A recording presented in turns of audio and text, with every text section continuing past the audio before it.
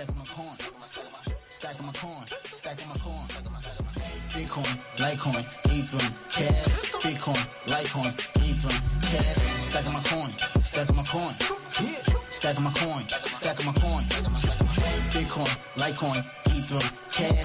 Bitcoin, Litecoin, Ethereum, cash. Since I was born, been stacking my coin. These niggas pop, my money keep growing. Your girl is a dot, she all on my groin. She blowing my horn, we fuck like porn. These rappers is whack, they lyrics is corn. I'm getting this money, it never get born. I'm loading my strap, they calling law. Fuck around on your clap, for running your job. If it ain't about the dollars, then it don't make sense. Got me sipping brown water, but it ain't from Flint. Trying to chase all this bread, though the shit won't last. About to shut the city down like a crypto crash. Stacking my coin, stacking my coin, stacking my coin, stacking my coin. Bitcoin, Litecoin, Ethereum, cash. Bitcoin, Litecoin, Ethereum, cash. Stacking my coin, stacking my coin. Fools out there stacking their coins. It's your boy CryptoBlood. Let's get it. Let's get it. Episode 98. Make sure you guys like, share, and subscribe. Let's go.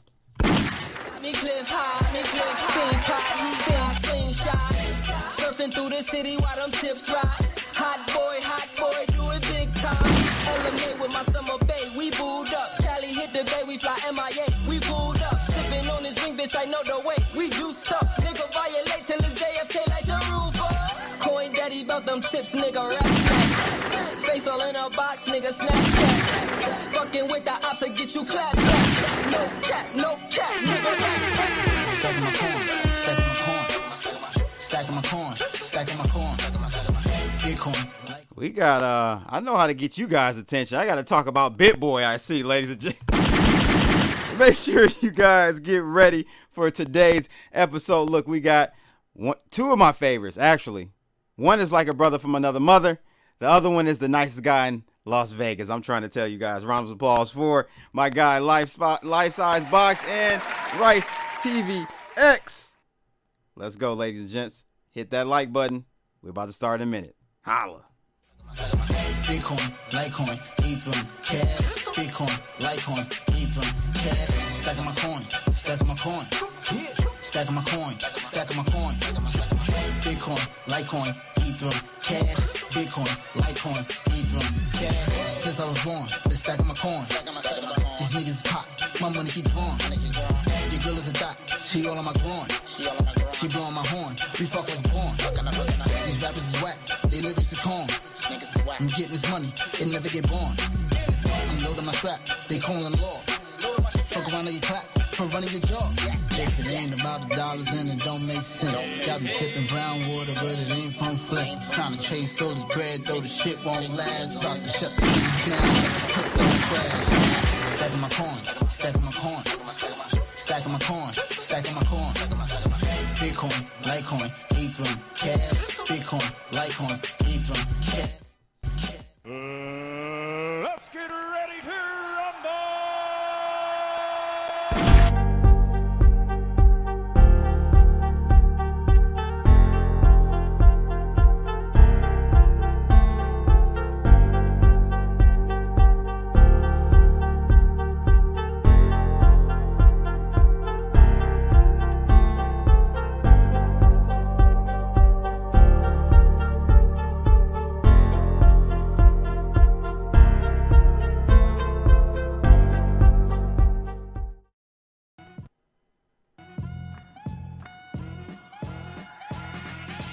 This episode is brought to you by FairDesk, a crypto derivatives trading platform founded by 6 former Binance execs and 3 former Morgan Stanley architects.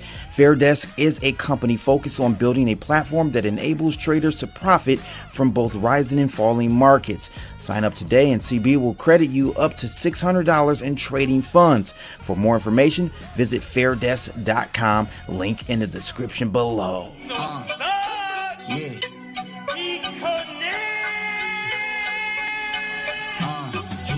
Stacking my coin, stacking my coin, stacking my coin, stacking my coin. Bitcoin, Bitcoin. Fuck it! Do it live! I'll write it and we'll do it live! Okay. Ready? Fucking thing sucks! We'll do it live. Okay. Yes, indeed. Ladies and gents, we are doing it live. Welcome to another episode of Off the Chain. And it is 98. We're almost at that 100, ladies and gents. Thank you for all the support over the years. It's been a slow grind, but we're here. We're almost at that 100 mark for episodes on Off the Chain. It's been crazy for sure. Make sure you guys jump on that stage. You know what time it is. Jump on that stage. Smack that like booty right now, ladies and gents. Please smack it. Hit that. Hey, look, I need you to swing that leg around too, just like that. And smack it off the screen, ladies and gents. Today's episode, I have two special guests, as I stated at the beginning. My guy, Rice TVS X, I should say, Chris Rice, and also Mike. I don't know what I'm going to say his government full name. I ain't going to do that. I did it to Rice, but he's all right. He's got a bandana on, so you'll see him in a second. My man Mike, Life Size Box from Vegas. Thank you for joining in, guys. How are you today? Doing great, man. I think you still got the echo on. Do I? On my end, yeah. But other than that, man, doing great. Yeah, I had to wear the red in honor of CryptoBlood, and I told you I wanted to be a part of episode 100 when it happened. So I'm definitely looking forward to that, man. I got you queued up for that for sure.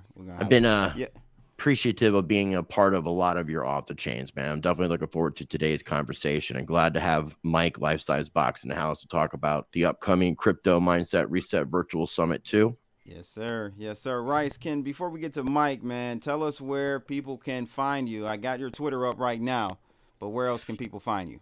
My main website, ricetvx.com, is the best place. You'll find links to both of my YouTube channels, Rice TVX and Rice Against the Grain, as well as all my socials. If you're just looking for me on socials, most of the time you can find me at Rice TVX. Pretty simple. Nice. Sweet. And my man, Life Size Box. What it do, homie? What's up? Thank you so much for having me on the show. I'm excited to be here. You called me the nicest guy in Vegas. I appreciate that. I will take that. But I look like a real G in that thumbnail. You made me look pretty hardcore in that thumbnail. I like it. It looks good. Yeah, I got a couple little, got some skills, man. Yeah, look, he's like hardcore there. He looks like somebody that would go up to some dude and be like, you think you can mess with 5 of us? You know. He looks like that guy. I know what Rice is talking about. Rice might be the hardest out of the 3 of us. You might, the things that Rice and I have been through. Oh boy, you guys just don't know. Mike, where can people find you? You've been banned, now you're back on. Kind of give us a rundown of what's going on, bro. For being a bad boy on Twitter. Yes, you're nice. You're a nice guy in real life, but a bad boy online. Man, nah, you know what it is? I got principles over here. You know what I mean? I stand on my principles. And that's really the most important thing we can all do. What happened with Twitter was pretty straightforward. I'm pretty sure they got a bot that saw me. I made a special different account for Crypto Mindset Reset so that we could promote that, get that out to the people. And they saw me on 2 different accounts. I don't know, same IP, whatever. It banned me automatically, and there's no appeal. Good luck getting an appeal. It's not happening. It's not happening. I tried for like 2 weeks, and so now I made a new account, Groove Dude LV. Groove Dude LV at Groove Dude LV, and that's my personal account. And we'll have to just kind of reestablish a Crypto Mindset Reset account and reestablish all these accounts. And it sucks because I lost a lot of good friends in the process. It's weird though. Well, it shows suspended though. It shows suspended. Yeah. It seems like there might be a way that you'll be able to retrieve it. I'm not going to stop trying. It's weird though because Mark Yusko, Rice, who you've had on, introduced you to him. He got suspended or banned, and he's back on. It's just weird to see. I thought we had this conversation, Rice. I thought Elon was about freedom of speech and et cetera, et cetera. It's not what you say. It's not what you say. It's what you do. And I think the actions of that individual speak loud. You can say that you're trying to create a free speech platform, but when your actions are showing otherwise, I just can't take it seriously. Like I said before, he called himself a free speech absolutist. That's where he lost me. That's right. He sure did. I was confused by that definition. I guess we get to define words ourselves, so however you want to define the word is how you can put it out. And just as long as that's your definition, then it's supposedly it's okay. I guess Well, so. that's why I don't live inside a life-size box. Try to think outside the box. Everyone has a different definition for what they believe a certain thing is. So that's really the difficult part is, okay, can we all agree on what this definition is going to be? And we got lots of that happening right now, right? Like, what is crypto? Does crypto include CBDCs? To me, no. But I think we're going to get to that later. Yeah, we'll get to that for sure, because I have an argument on the opposite on that. I think they do. Or a digital asset, however you want to look at it. I mean, I guess it's if it's using a form of cryptography, whether or not it's closed or open system, it's still technically a cryptocurrency. That's how I'm looking at it, Mike. We'll see. We'll talk. That's going to be great technical. Bite my tongue. Yeah. So, Mike, you've also got something coming up this week. Crypto Mindset Reset. I was a part of it. Rice was a part of the last one. Great first event there you did last year. Tell us a little bit more about what's going on this go around. Man, we always have a great time at the Crypto Mindset Reset. All our virtual summits are a good time because we bring in good people and good projects. And that's, it's so difficult to filter out a lot of the charlatans, a lot of the scams, a lot of the, people that are just here for the money. I personally, I'm not making money doing the virtual summit. And so it makes for a really good time. So it's stress-free, where other people are kind of aiming for certain targets or certain sponsors, or maybe they can't say something because they're not trying to upset a sponsor. We're here just to tell you the truth, whether you like it or not. This is how we see it. And we're trying to bring the original crypto ethos, of like community and the whole peer-to-peer movement, and bring that technology in to where it can actually better your life. And that's really always been my focus, because the promise of technology is to make your life better. And I see crypto as being able to do that, a big part of that. So it's like, why aren't we doing that? Why aren't we seeing that in the world? Maybe I don't know why it is, but we cover a lot of topics. So we're going to talk about Bitcoin on April 18th, mostly centered around Bitcoin and privacy. But we got, wallets and security.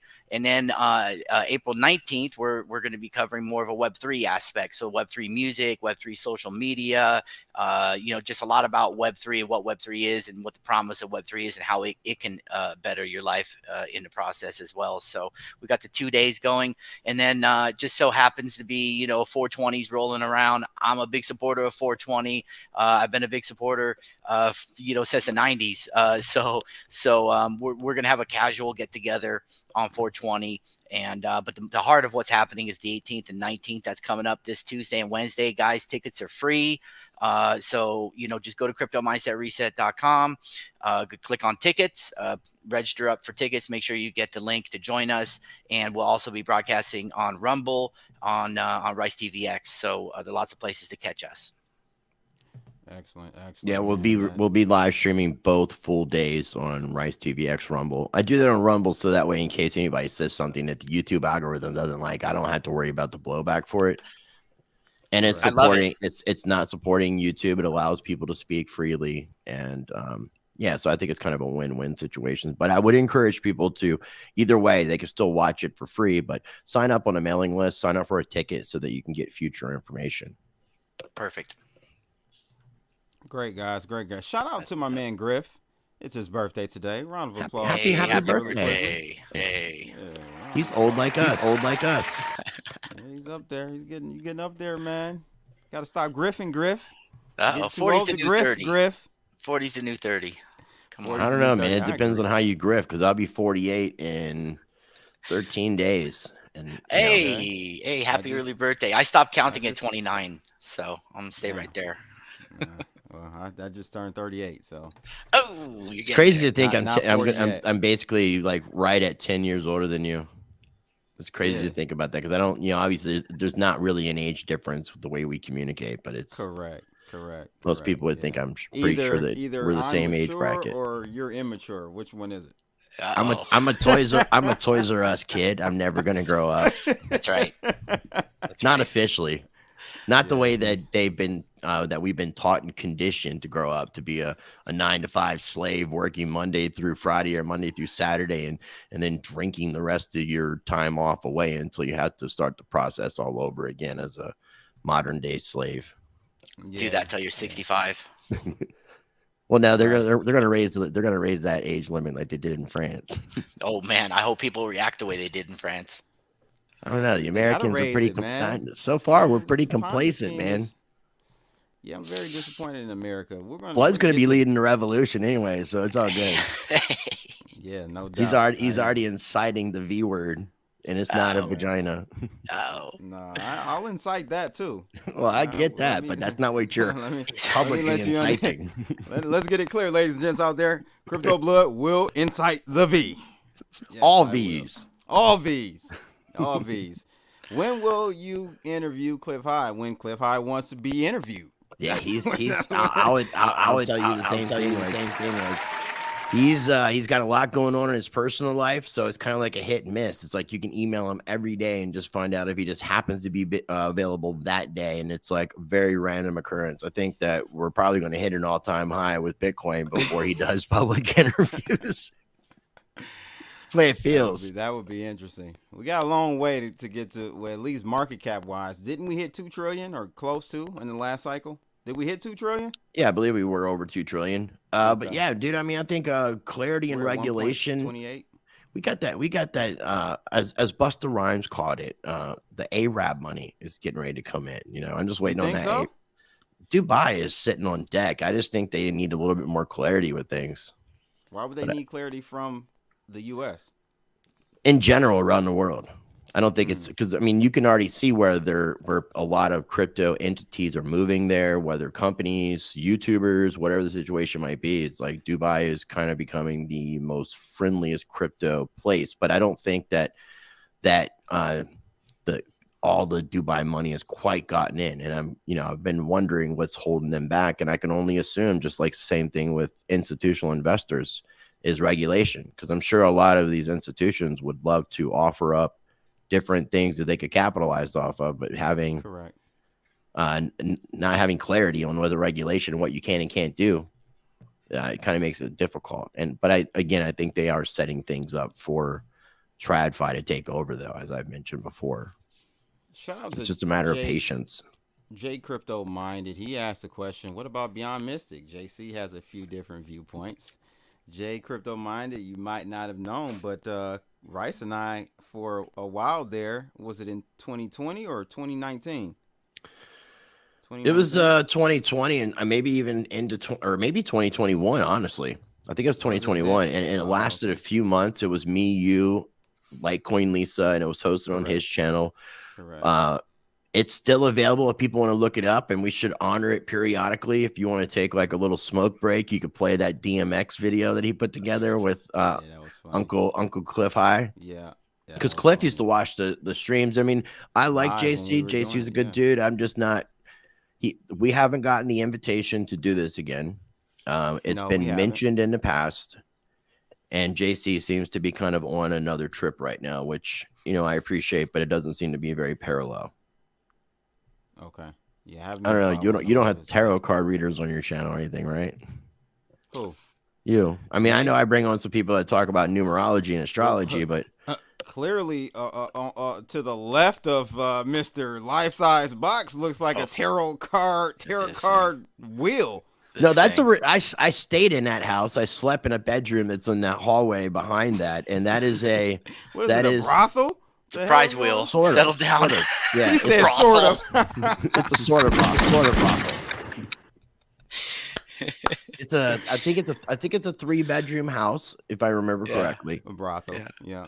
And at the time he was there by himself. So when I came out for the Litecoin Summit, he had invited me and Bobcat, who you met, to stay over there with him, and then the Litecoin Summit had paid for hotel rooms for us, so I was actually able to stay the first night with Mike, and then the rest of the time over at the hotel where the event was. So Mike's always been hospitable to people coming from out of town that he knows. So if you guys need a place to stay in Vegas, hit up Mike. That's right. Cheaper than an Airbnb. It is. It's free. And he's an Uber driver, lives right by the airport, so it's super convenient. Well, damn, right? Just spill all of Mike's business. Why don't you? I love it though. I love think it though. he's pretty public about it. I didn't think I gave I doxed him or in any capacity. No, come see me. Come see Dox me. the hell out Come of see Mike. me. Go ahead, people. Mike. What you got to say? Listen, we got a lot of good people in Vegas. You know, we got Miami is known as a crypto, you know, hub. New York, you know, ever since the blockchain center moved in right next to Wall Street, we like that. You know, we got certain places. Denver's looking kind of good. ETH Denver. We got Texas. LA tries to get in the act. Okay, that's cool. However, I'll take that, by the way, the young Bill Burr. I'll take that. But Vegas is a nexus point for San Francisco, LA. It's only 4 hours from San Diego. So we have, you know, people from Edgewater come up, see us all the time. You know, we have lots of people coming into Vegas. So we're trying to make Vegas a real hub for crypto. And it's like, I feel like sometimes I'm the only person holding the flag saying, hey, come, you know, this is the place. But we've been hosting meetups since 2019. And I just got word from Nick Spanos. We're officially chartered to do a Vegas blockchain center. So we're opening up the Vegas blockchain center. And I'm now not only doing Vegas Crypto Group, but I'm also hosting Crypto Mondays out here in Vegas at the Nerd, downtown Fremont Street. We got our next meetup this Monday. So if you're in Vegas, you're coming out to Vegas, come see us at Crypto Mondays. It's at the Nerd, downtown on Fremont Street. We'd love to see you. We got a couple speakers lined up. It's going to be a great time. Yeah, Rice. You know, I can attest though, real quick, because I know several different people that have been a part of that Vegas crypto scene. Some of which have moved, some of which have just kind of fell back and just didn't take as prominent positions as when the bull market was going on, when it wasn't as hard to be able to do this kind of thing. And Mike is one of the few people, if not the only person, that's really stuck through this. And you know, from a public perspective, I mean, like Litecoin Summit, his events, and other things, he's been very, very hospitable to the crypto community that's visiting Vegas. And I just want to shout him out for the consistency, because there's other people that, again, it just, and me and Mike have had this conversation without mentioning people's names. And some of these people actually seem to be turning out to be very scammy people, unfortunately. But we did have a great Litecoin Summit kickoff party. I have to mention, thank you guys for showing up, by the way. You made it great. Charlie Lee hanging out, you know, John Kim, the whole Litecoin Foundation. We had Ben Askren was there. I mean, we had a ton of people there. Yeah, it was nice. It was nice. It was a good time. It's incredible. He was there. So we're doing good events. We're doing good things. And I'm now working with the Breathe Conference. So the Breathe Conference is a Web3 based conference happening later this year.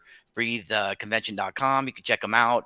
And, you know, we're just trying to make this into, you know, like I said, more of a hub for crypto, because everybody comes here. We have 42 million people visit Vegas every year. So, you know, everyone's coming here, whether they're coming for CES, they're coming for another crypto convention, they're coming for another, you know, Money 2020, or, you know, all these amazing conventions come to town. It's like, yeah, we're here. We're here for that. Yeah. Come see us. No doubt. I got another one from J Crypto Mining. He asked a good question, because I never thought about this. Mike, have you ever clicked up with Sin City out there? Yeah. He drove me to the studio when I went to go appear. So him and Bobcat were both there. So they've already connected, and I've already tried to introduce and say to the guys in Sin City, you need to be talking to this guy. But for whatever reason, there seems to be a communication breakdown. Not sure what it is. We're going to find out. We're going to get to the heart of that at some point. It just doesn't make sense to me. It does not make sense, because you would think those guys would want to be a part of something, you know, someone that's been keeping meetups and actual real life events in their area happening. Yeah. I would support it if I had it here, and I don't. So, I mean, Mike, I wish you can clone yourself and put yourself in all the different cities and create different meetup groups and run all these different meetup groups. And because it's hard. It really is hard. I thought about trying to do one myself, and I don't even have the time to do all the work of my channel by myself. I could support and help somebody, but I can't do all the work. Well, and so I appreciate you know what? You for doing that. Thank you for saying that, by the way. This brings up a really good point, guys. Look, if you're watching this right now, I want to encourage you to start a meetup. Just do it. It's not as difficult as it seems, especially to get started. You don't need to put, you know, months of preparation into it. What you're doing is you're holding space for people that matter in your neighborhood, in your community. And so you don't really have to put too much stress on yourself. I have on cryptomindsetreset.com, there's a resource called How to Host a Meetup. There's like 7 steps. It's pretty straightforward, but I'll support you, right? So you can reach out to me and I'll guide you through whatever you think you need to do, find a venue, whatever it is. But it's a win-win for everyone. It's a win-win for you. It's a win-win for the community, and it's a win-win for wherever you decide to have the meetup. Even if it's in a park, it's a win for the park. But if it's a win for the bar, or it's a win for the pizza parlor, wherever you have that meetup, and just kind of start doing it and just see where it goes. Make it casual, no frills, no stress. Make it a good time, and just kind of hold space for people. So I really want to encourage everyone to do that because I'm having a great time out here in Vegas, and the scene is growing as well. So it feels good. Yeah, want to just say as we proceed in this. Who's that dude behind you, by the way? Okay, thanks for asking. So that's Frank. Frank's back there. He's working on the computer. I thought I recognized that. He's a brothel customer. Hey, Frank. He's security. Wait, let me go. Hey, there buddy. we go. How you doing there, buddy? There he goes. How you doing there, buddy? I was just Frank's taking it out. Yeah, I was like, who is that dude? I thought I recognized. It was his clubhouse area that we did the pre or the after event for the pre-party for Litecoin. That's right. Yeah. That's right. Yeah. So he's just kicking it. He's helping out. Bro said, yeah, CB, where, like Mike said, where's our Michigan meetup? Oh, no, shots fired. Yeah, he's putting me on the spot, bro. I can't do it, man. I'm sorry. Somebody else do it and I'll show up. How about that? He'll support it. He'll promote it. I will be He'll bring you on his channel and talk about it. I sure will. I think that's more than most people can ask for. Who the hell is that dude? That is a legendary episode of Around the Blockchain that happened this past Friday, ladies and gents. You got to go check this one out. Might have been the best one I've been on. I guess it's still up because it is still up. Yeah, I'm surprised. That's what made me check. I'm really surprised. I don't generally apologize to people, but I felt bad for Nick on that one. It wasn't my fault though. I had to blame Vic for inciting violence. Blame Canada. Yeah, of course. I'm dropping that link in the chat room, guys. Go check that one out. That was some I think that was. I mean, even hearing Nick and the other guests and comments in the video and on Twitter, I think that was probably the best. Yeah, just like the very, very best Around the Blockchain episode. And I've been a part of a lot of really good ones, but that one was just really epic. Nobody was really holding back. It was very freedom oriented. It was very, very like it felt like the ethos of what crypto was created for. And it was beautiful. I didn't feel like I was around a bunch of TradFi lovers that in disguise. Some guests that I'm paired with on ATB, I try to keep it politically correct and not, be the bully. But I sometimes want to go off, but I don't. Stay based, bro. I do. I just try to make sure I'm respectful of what I say. What's the other words, Mike? The trigger words for FBI? I gotta stay based. Right. Say red. Look, it's freezing up on me already. Can't even get them through. All right, so tonight, ladies and gents, we're gonna get into it. We're just slowly warming up. We're just warming up, baby. That's how we do. Warming up. That's how we do. Got to get it lubricated. That's right. Don't just happen. Got to work at that. I think everybody's getting lubricated at this point. Hey, if you're a human being alive right now, at some point something was lubricated for you to get. That's right. I'm just saying. To start it off, though, we do have the word of the day. It is. I'll let AI say it. Let's see if we can get AI to say it. Sui juris. That's all right. Is that something that Sui juris? It sounds like something Redman. What do you think that means? It sounds like something Redman would have said on a Wu-Tang album. It sounds like maybe. Mike knows what sui juris is. Okay? So I started a Facebook group years ago trying to convince people, that they've been lied to their whole life, and that you are a unique human being. And so I came up with sui generis, which is something that I learned from Max Egan. And so I know sui, I think, has to do with like your jurisdiction is what I think what that means. There you It go. it See, is Latin. It is Latin. I was being a little joking when I said what I said, because I study the legal fiction. So that's right. I thought this was right up your it's alley. basically Right up your alley. like stating that like you're a living man, you're not an artificial entity. Sui juris, if I was to look up the actual definition, it's having full legal rights and capacity. So it's having full knowledge and understanding of your position in the legal lawful system. So some people will sign, and some people pronounce it sui juris, but yes, sui would be the correct Latin, because all the legal terms and most Latin of the lawful terms come from Latin. Well, not originally, but that's where we take it from. Mm-hmm. Yep. Interesting, you chose that. Yeah. How is that even going to come up in the conversation? Well, let's see. We'll figure it out. I think we'll see. Maybe BitBoy's topic will be sui juris. I texted him hoping he would say something, because I was like, I hope you got an attorney at least going to show up on your behalf to represent you, because otherwise, I know we'll talk about it when we get to it. Yeah, but we'll get to it. He didn't text me back, so. Oh man! Let's just say that I'm live. You want to make a comment? Yeah, tell him to come on around the blockchain. Tell him to come on off the chain. He can jump on real quick if he wants to. Bring him on. A few weeks ago. Yeah, it was just on a few weeks ago. Let's get into the nitty gritty, guys. So first article I want to talk about is really what's going on with Ethereum. It is going crazy. It is definitely defying the odds, in my opinion, as far as the direction I thought it would head after the upgrade. My guy here, Arthur Hayes, he's not really my guy. I'm just saying that probably because he's black. I was gonna say, but you said it, so I didn't have to. No, I don't have to look like the racist here. I'm just, hey, you know, CB keeps it real, ladies and gents. That's probably why I said that. All right, because if he was a white, I wouldn't have said my guy. Brown rice sticks but Arthur together. Hayes. Arthur Hayes is saying here, guys, that he feels that it is alt season once again. The day before Hayes tweeted a question regarding the Bitcoin market, he said, any theories as to why after almost 100% pump in BTC post FTX perp funding, meaning perpetual funding, is still negative? What cohort in the market is supplying the marginal sell pressure?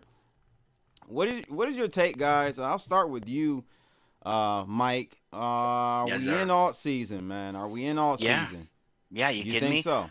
Oh yeah. What? I know Bitcoin's like doubled since November. Same with Ethereum and a bunch of coins. So yeah, but how long will it last? I think it's just a better question. Because you don't want to get caught up catch those fallen knives when you think the alt season is still going. Personally, I'm more into Bitcoin at this point. I think at this point Bitcoin is going to have a better growth, maybe not percentage wise, but it's going to have a pretty good growth. So the alts are still going to move, but it's going to move in the traditional sense. So you'll see, like you're seeing now, is the big dogs kind of move, and then it'll trickle down. But I hate for people to get too dependent on altcoins and find out that they're way volatile, and they'll probably be the first to dip when that happens. And you got the Bitcoin halvening coming up, and you can't forget that plays into the chart. So. Okay. All right. Rice, what's your take on what here Arthur Hayes is saying, a.k.a. Godfrey, the comedian? What's your take? Like, do you think we are in alt season? He said, allow me to reintroduce myself. My name is alt season. I was lame as hell. But that's what he tweeted. What's your take on alt season 4.0? Well, I mean, I think that we're still technically in a bear market. So this isn't the real alt season, not the alt season that people are expecting, like crazy returns that we see in a traditional 4-year cycle. Maybe the lows are in on Bitcoin. I'm still not quite sure on that as far as the 15.5 ranges. Maybe the lows are in. Some people say that when the lows are in, that is the end of the bear market. So we could be in the beginning of what we consider to be a bull market, but no, so that you there's still going to be a lot of pullback going on before anything really takes off. We got the Litecoin happening in a few months. I haven't looked to see what the newest estimated date is, but last I looked, I think it was like August, somewhere around that time period. We do see some upward action during the Litecoin halving, so that people need to take that in consideration. what's going on with Ethereum is kind of a news event, but it's not a sell, because a lot of the people that were staking Ethereum were staking at higher prices. So where the unlock is at, they're down on their original point of when they stake. So why would you? Oh, that's a good point. I didn't even think about. I never thought. Yeah, about most that. of the staking took place way above this price. So I mean, people would be selling at a loss. So I know we're going to be talking more about the Ethereum unlock with exchanges for the staking. Correct. But I find it all to be relevant in and of itself, because people are speculating in altcoin season because of what's taken place with Ethereum. But Ethereum has an isolated event because of what's happened with this Shanghai Dave Chappelle upgrade. Dave Chappelle. Now, I've been wanting to say that for so long, so I'm glad I got to throw it out there. So here's the thing, though. You make a good point about, like, we're still in a bear market, and from a technical standpoint, we're not out of a bear market, not on the lows. It's about when the next high is. You got to take out the previous high. And if we're just looking at things traditionally, it would be after the halving. 6 months usually. After the halving. And the halving is supposed to take place, as of the last time I looked, the day before my birthday next year, April 28th was the last I looked. So, you know, I mean, we're still looking at towards the end of 2024. Yep. Is kind of what we're looking at if we're in a traditional cycle. Now, I mean, it's like I thought I lived in reality at one point, and now I'm just like, where do I live? Like, did the world get flipped upside down? Because it seems like up is down. The grass is happens to actually be blue, and the sky is green. It's like what we call dogs are actually cats, and what we call cats are actually dogs. I woke up and I'm like, women. What did CERN do? I'm not gonna go there. What did CERN do to us? What earth did we wake up on? It's a good question. Hey, you know, there may be some truth to that. CERN opening up a new portal dimension, destroying reality, and shifting us into another world line. I mean, dude, it's very just possible. I mean, it just seems ass back. Everything just seems so ass backwards. Okay, today. but listen. It seems like the pendulum swings, and I feel like we're swinging back into closer to a real, like a better reality. I'd like to see the timelines merge back, and we'll go back to pre-2001. That's where we got to go. So here's a reason why I'm not. I'm okay. I told you why I don't think we're alt season, and that's because we haven't made a new high in Bitcoin. Bitcoin usually supersedes the alt season, right?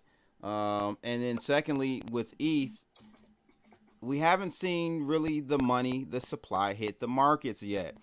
Kraken set to unstake $1 billion worth of ETH after the upgrade. It says here the upgrade has resulted in a massive influx of withdrawal requests, surpassing $1.5 billion, including both partial and full exits. So we have that still on deck. We also have, and so Kraken, I believe, is the third largest Ethereum holder. Second largest, if I'm not mistaken, guys, is Binance, which says that it will take weeks before they can process all of their requests for withdrawals. So there's a pause on the draws. Pause on the draws. Pause on the draws. What's your take on that? Do you think that additional supply will suppress the rally in Ethereum in the next few weeks? Rice? Not personally, no. Again, because I mean, so I think a lot of the individuals that were using things like Binance and Kraken were just doing it for convenience. And I think now that we've seen a little bit more progression with what's happened, I think self-staking is a little bit easier than it would have been originally when people were staking before they couldn't unlock. Now that we have the unlock with the Shanghai upgrade, which allows for that, I think that, you know, some of these people that are staking through other third-party entities may be wanting to stake by themselves, because a lot of these individuals that are staking on Ethereum or had begun prior to the Shanghai upgrade, to me, were really hardcore Ethereum community people, really, really believe in the project. And again, I really feel like when they started, unless people feel like we're going to be heading a lot lower and people are willing to take a little bit of a loss, thinking that it's going to be a better loss than what they would have by holding it, based off the economic climate. Because I mean, that's the other thing too, when it comes to these 4-year cycles, is that we're just in a really interesting time period where there could be many different black swan events that could take place. And I guess if we're anticipating things like World War III as a potential black swan, I don't know if you would consider a black swan if we're anticipating it. But there's a lot of things. There's a lot of things going on in the market that could really bring all the markets and everything down immensely at any point. And it's like, this is why I'm like the straw that's going to break the camel's back. Yeah, I don't see how people can be bullish, bro. Because most people aren't intelligent and don't think for themselves, unfortunately, Blood.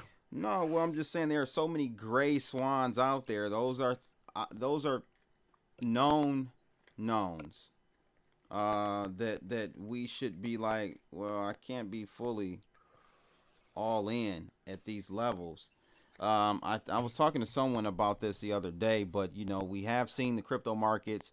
I was talking to my crypto fund that I'm part of, our weekly meeting, and we talked about how there was a divergence in crypto and the stock market. Stock market has been pretty sideways the last few weeks, while crypto has been continually head higher. So it's just like, who is wrong? Is crypto wrong, or is the stock market wrong? I'm betting on the stock market being, or crypto being wrong, bro. Yeah, well, it's easier to manipulate the market. It's easier to swing the market. Much easier when you have a lot of money. So that because I think you will agree. I mean, it's not impossible to see during what we would consider to be a bear market to see upward action. Even significant upward action. The biggest moves are in the bear market. This doesn't feel very natural compared to everything that's happening in the world. Now, in theory, saying that, you know, we've seen all these banking collapse and Bitcoin is up 50%, over 50% for the year. That sounds good in theory. In theory, it could be because people are thinking that Bitcoin and cryptocurrencies could be that lifeboat. I want to believe that, but that's not the case. Maybe it's not the case. It's not the case that people have realized that the majority of people have woken up to this fractional reserve banking system, our fiat debt-based slave system that they're involved in. I mean, they're still using and empowering the banks. Yeah. Right. Okay. But until people get smart to the point where they're saying, like, and I'll just say it frankly, like, fuck the banks, I'm taking my money out because I don't feel safe with keeping my money in a bank. Well, you're not really keeping your money in the bank. It's the bank's money when they got it. Well, that's the problem too. That most people don't even realize that, because if they knew that, if they really knew that as soon as you put money into the bank, they're lending it out. Yep. And that there is no requirement for them to have any of that money in the bank at the disposal. I don't even know if they're lending it out. I think they're creating bank credits and giving new bank credits to the person, the lendee. It's possible. I mean, what was it? Which bank got caught making fake accounts? Oh, Wells Fargo. Wells Fargo. So yeah, twice. I mean, these guys are like, I mean, and I know we talk shit about Sam Bankman-Fried and FTX, but the traditional financial system is obvious. And I'm not defending SBF by any means, but the traditional finance system is way worse. It's like, hey, we're going to do a bunch of illegal shit, and you're more than welcome to just slap a fine on us, and we'll pay that fine. And then we're going to give all of ourselves bonuses. Yeah, I might be dropping a little alpha, just going back to the Ethereum ETH staking. Little alpha possibly for people out there may not know. It takes the queue for withdrawing, I think it's 1,800 requests per day. So that's, you know, you can't do any more requests than that. So that's why you have a backlog of unstaking requests or withdrawal requests at current state. We're talking about, we're 18 days, 8 hours and 20 minutes out. Okay. So, you know, we got a queue here. Oh, so at this point, nobody could withdraw still at this point. Correct. It's just the beginning of the withdrawal process. Correct. Wow. So and you got a waiting line to do so. It sounds like a bank run. Yeah. They're preventing one. If you were to put a physical picture to it, people waiting in line to get their Ethereum. That's funny. That is funny. Not that it is. An Ethereum run. Right. So we'll see. I think it's going to take some time to play out to see how this Ethereum rally, if it sustains based on that.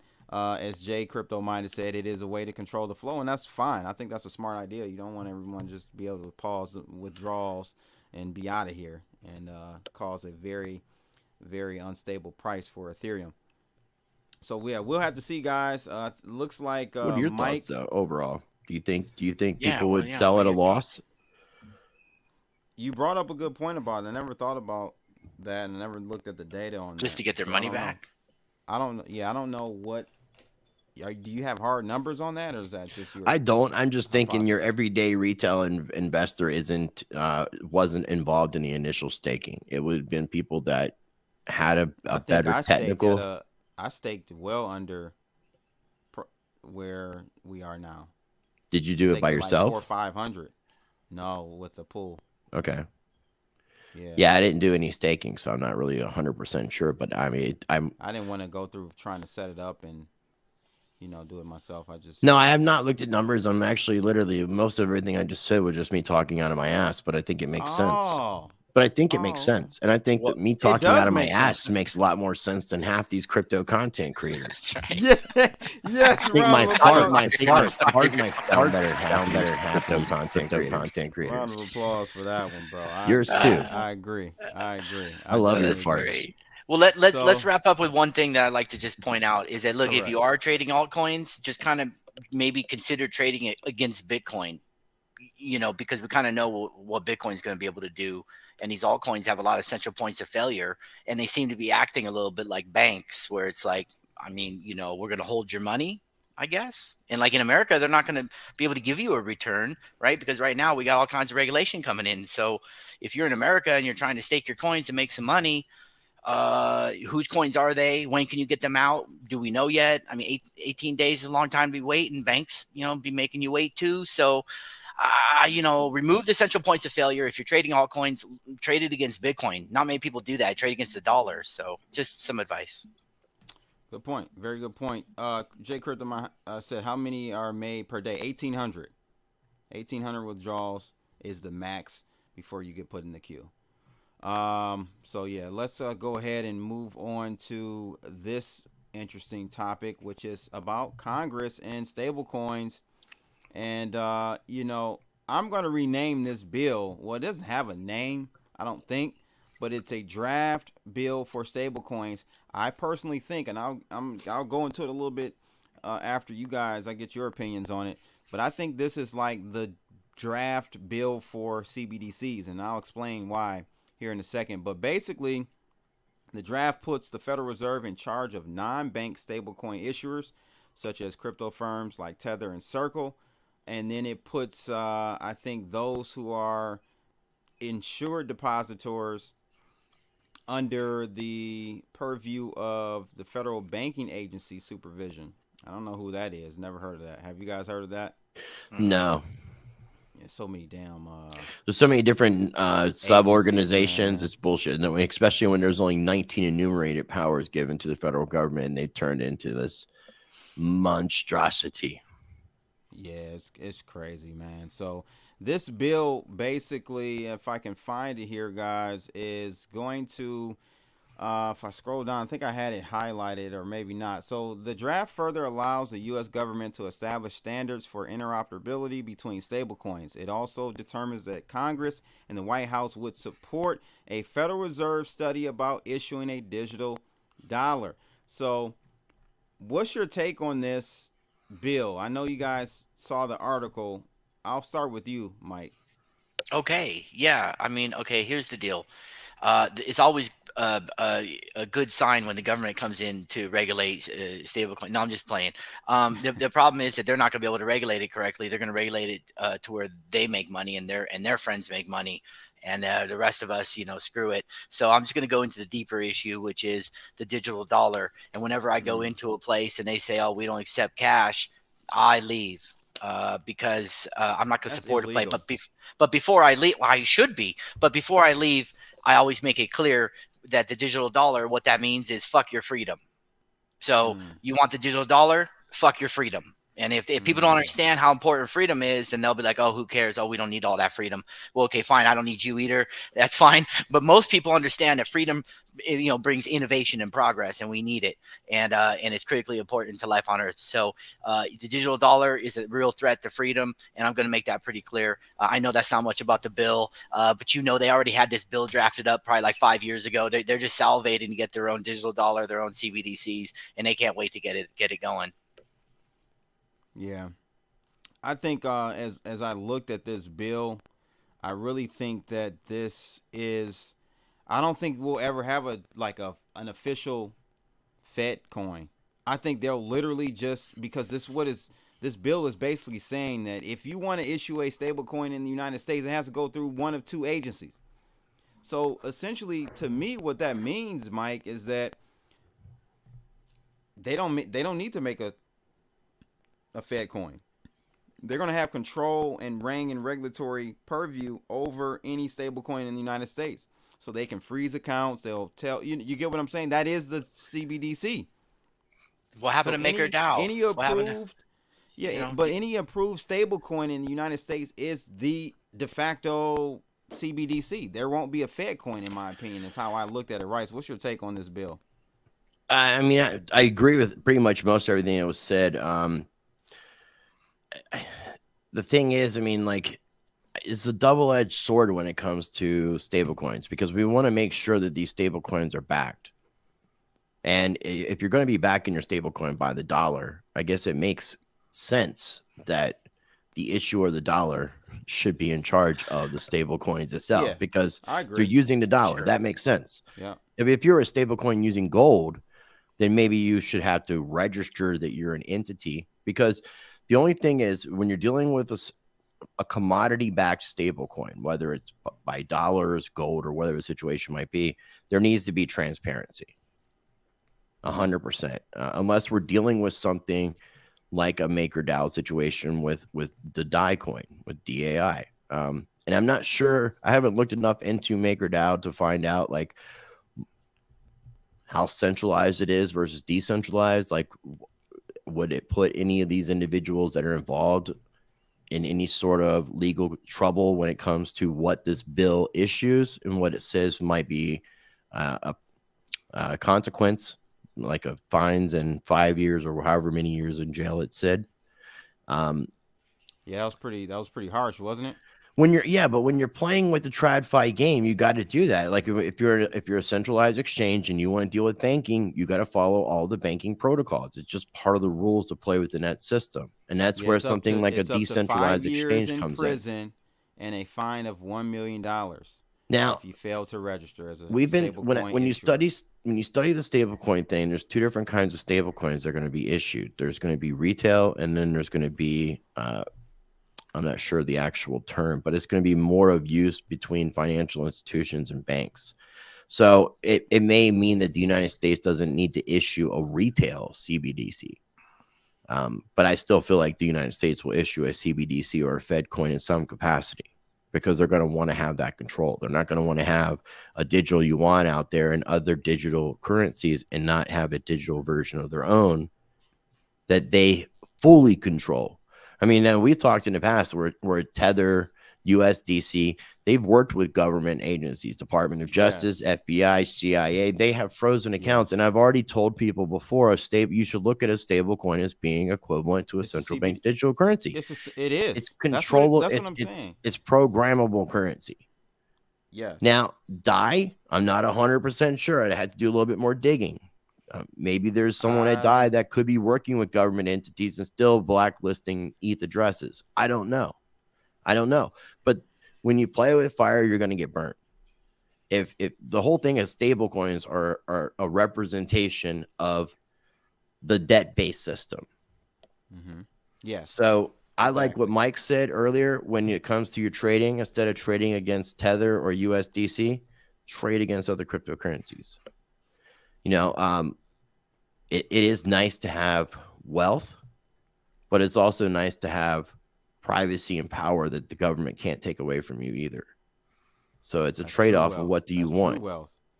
True wealth to me is not having a bunch of money in my bank account. It's having the control and privacy that I have the right to that's being taken away from me constantly. Yes, the sui juris. There we go, lady. Sui. There we go. We used it, right? That's where it sounds like a Red Man thing or a Method Man thing. I told you we would squeeze it in there. Sui juris. You know, I don't mean. Oh boy, you're getting into the heavy stuff. No, go ahead. No, go ahead. It all coincides. It all coincides. Yeah. Okay, real quick. So I have one thing to add too, though. Stay with me on this. We're working to decriminalize mushrooms, magic mushrooms here in Nevada. We had just had a big hearing on it where a bunch of people gave testimony. And in the back of my head, I'm thinking, okay, these government officials that are about to sign, and they signed it. So it's going, on to the governor. Hopefully we get some decriminalization going on. But my point is, we don't need them. So we're helping people regardless. People can find mushrooms, like they could do it. It's out there. They could do it themselves. They could grow it themselves. My point is, we don't need them. And so the only people that really need them are their people, their supporters, like veterans and the elderly that we don't want to break the law. I couldn't break the law, but everyone else is like, yeah, I need to help. I'm going to go to Colorado, or I'm going to go to wherever I need to go, or I'll do it here. So there's a segment of us that are going to be in crypto, and we're going to be using crypto to trade goods and services and everything else, while the government can make whatever regulations they think they need to make, but we're still going to do whatever we want to do anyways. I guess that's, kind of the point right now. So leave it there. Okay. So what I wanted to add was we have the introduction of FedNow coming. It's been announced. I think they're onboarding people, and I think it's supposed to launch officially in June or July, but I think July. And it's not a central bank digital currency, but the best way to describe it is kind of like the railroad tracks for a central bank digital currency or stable coins. Mm-hmm. So it's a way for all these things to interact. Exactly. And then when we look at the Bank of International Settlements deal, what they're doing, which is a test of a central bank digital currency, we also seen the Federal Reserve Bank of New York working with different banks. I think it was 12 different financial institutions for the digital dollar project, which is ended, and I haven't seen full results yet. I've been looking for that information. That parallels what the Bank of International Settlements is doing. And people have been researching and hearing about this ISO 20022, and people are speculating what coins are approved under this ISO 20022. But ultimately, it's going to be like the ISO 20022 is kind of like the big railroad tracks that connect everything else. And then they're going to interconnect things like the Federal Reserve, which it's kind of interconnecting a bunch of things, because you're going to have that, but you also have the BRICS dollar that's going to be coming out that's going to be backed by gold. So you're going to have like a way to be able to have interoperability, communication, and exchange between all these different networks, whether it's a FedNow to a BIS to and it was wholesale versus retail CBDC. So there are two different types. Yeah, this article. But this just looks like a big version of the digital dollar project or FedNow on an international level. Instead of focusing on the United States, this is more of an interbank thing. Wouldn't it be more palatable if they basically rolled out the Fed coin through proxy through these stable coins, Tether and USDC? Initially, because most Americans, because most Americans already don't like the term CBDC. Like, they already know what it is. I mean, you could call it slave coin. It doesn't matter what you call it. Yeah, but if it acts like a duck and quacks like a duck, it's a duck. They're not going to say, we're introducing the Treasury coin or the Fed coin. And this is where something like USDC and Tether could work as a digital dollar. But again, that's a retail CBDC basically. I still believe the Fed will have a wholesale. That's not available to the general public. So you brought up this article, Project Icebreaker. Kind of go over, Rice, what this is all about. You kind of touched on it, but this is between the BIS, Central Bank of Israel, Norway, and Sweden. They just concluded their Project Icebreaker. Right. And it's a study for potential benefits and challenges of using retail CBDCs and international payments. So this would be like basically Israel trying to make a payment to Norway or Sweden or vice versa. So they use this as a test to make sure it would run, because you got to do things in test environments, just like with the Shanghai Dave Chappelle upgrade. That thing had been running on a test network prior to implementing it on the main net. So kind of the same situation. It's just making sure that these things can work. When you're looking at the digital dollar project, you had all these different banks to see how the digital dollar would work as a settlement on a national level, not on an international level. So if you just take what the digital dollar project was doing, you can just reapply that on a national level and just taking it further. Because ultimately, like I said, all these different, whether it's SWIFT, whether it's FedNow, whether it's the BIS entity connections, all these different central bank digital currencies from nations are not all going to have the same underlying technology, not going to be using the same underlying blockchains or distributed ledger technology. And there needs to be a way for communication and interoperability, like we talk about with bridges and things like that. Yeah. So I look at these are like bridges. Right. This so FedNow is a bridge. Icebreaker. This is a bridge. Yeah, Project Icebreaker sets out to explore a specific way to interlink domestic systems, so-called hub and spoke solution. Sounds like a Lightning Network. And we can talk about that if you want.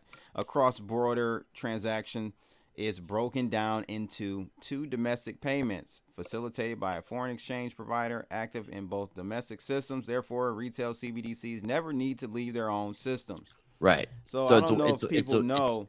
It's just like it's what we do on exchanges and all that kind of stuff, just being done on the other side in a centralized manner with central bank digital currencies. Yeah. It's just creating interoperability for the system to work together, because as you mentioned, it's national systems. So FedNow is a national system. Canada, they're going to have their own version of whatever FedNow is, and all the different nations will have their own versions. Remember Communa? What I thought that was film industry related, but I don't know. But you get what I'm saying. The whole thing is all these different like FedNows in different nations have to have a way to connect up. Correct. And this is like basically the underlying stuff. And that's where I'm saying the ISO 20022 is like the ultimate underlying bridge that at all the bigger hubs connecting to the little hubs will connect via the protocols, because that's why the whole thing with ISO is international standards. So everybody will follow these standards for it to be interoperable. So you don't have to use the same technology necessarily, but you have to use something within the standards for it to be recognized. Otherwise, it doesn't fit within the interoperability of what they're testing out now. And that's why they're testing it, because they got to make sure it works. And I think it was Christine Lagarde in some sort of video, the supposed fake version of Zelensky, and talking about the central bank digital currency offering more control. Also talking about any cash transactions over 1,000 euros would be subject to legal repercussions. So they're not allowing people to use large amounts of cash. And she mentioned, I believe, October as being when they're going to be launching the digital euro, because she's in charge of the European Central Bank. Mike, do you honestly think the rollout of these various systems across the world, these digital dollar systems, are they of benefit, or should I how can I put this? Do these systems help give credence to Bitcoin and all the coins that we support and everything, or do you think the sheeple will just pile on in? They'll get their free airdrop of whatever CBDC it is to sign up and create an app, or download an app, put it on their phone, and boom, they're just right back into the system, to the matrix. Yeah, so thank you for asking me that question. That's actually a good question. So it's my concern, and I think it's probably likely that there will have to be a catalyst event for this to take place. So one of the things we might have heard Klaus Schwab say from the World Economic Forum, how he talks about there's going to be a cyber attack and it's going to be worse than COVID. And so my feeling is they're already planning that. They already know what they need to do. They need to have some kind of catastrophic event, some sort of really terrible event, and people will beg for it. But before that occurs, they will roll out the tech, right? So I think they'll start rolling out the tech, and they may put it under the guise of, oh, it's UBI. All of a sudden, we care about you, and we want to give you free money. So here's, here's just $2,000 for free every month. But my other big concern with the CBDCs, like in China, my understanding is that they have an inflation-deflation mechanism that includes your digital dollars expiring. So if you don't spend them on the things that they tell you could spend it on, then they just disappear. And so that's kind of my concern is, okay, well, there goes the store of value. There goes your generational wealth. I mean, there goes any kind of control over your future, really. So, I mean, these are all really, really big issues. And that's just the way I see it. But I don't see it playing out for a few years. It does give credence, though, to Bitcoin and all of this. When years ago they were saying, crypto does not a threat to the traditional financial. It's not a threat. It's not a threat. Meanwhile, they must be panicking in the back room like, dang, this is a threat. This is a threat. How can we do this? So right. Bitcoin's a threat because the value is built into the code, where the value for the dollar is really built into the full faith and trust of the government. And that's really the problem, because I haven't talked to anybody that says, yeah, I trust the government. So what do you trust this dollar for? So that's kind of the concern right now, is there might be a catalyst for the rollout. And that's what we're kind of, that's that black swan, gray swan type of situation. We're hoping it doesn't happen. Yeah, I don't know your take and your position, Mike, on the Lightning Network and Blockstream and everything. I know Rice and I agree on this. I don't know if many people even saw this. Oh no! I don't know anyone who covered it, to be honest with you, other than me and Rice. Well, I think that's different than Blockstream's thing, though. That's two separate things, because Blockstream technically, they may be an investor in the Lightning Network, but they have their liquid sidechain. So I think this is two separate things when it comes to the Blockstream CBDC tweet. So I don't know. This is the but it shows Lightning. you. I know. Today, welcome. Is that different than what? I'm pretty sure I can do a little bit more digging into it. But again, the Lightning Network is a separate entity from Blockstream. They're two totally separate companies. Blockstream has Liquid, their sidechain, and those are the two things that I feel were helping to block Bitcoin from being improved, because entities like Blockstream and the Lightning Network can profit off of the solutions instead of improving the block size. So they're two separate things. I don't know if there's any conjunction, because I know that we've seen Blockstream, like over the past few weeks, had a tweet come out about a central bank digital currency. Well, layer, right? So but it might have something. But it might have something to do with the Liquid layer, the Liquid network. I'll look into that while we're talking about it. We'll have to look into that. But Core Lightning V version 2302 CBDC backing layer, quote unquote. So they said today we welcome the latest Core Lightning release, code name CBDC backing layer.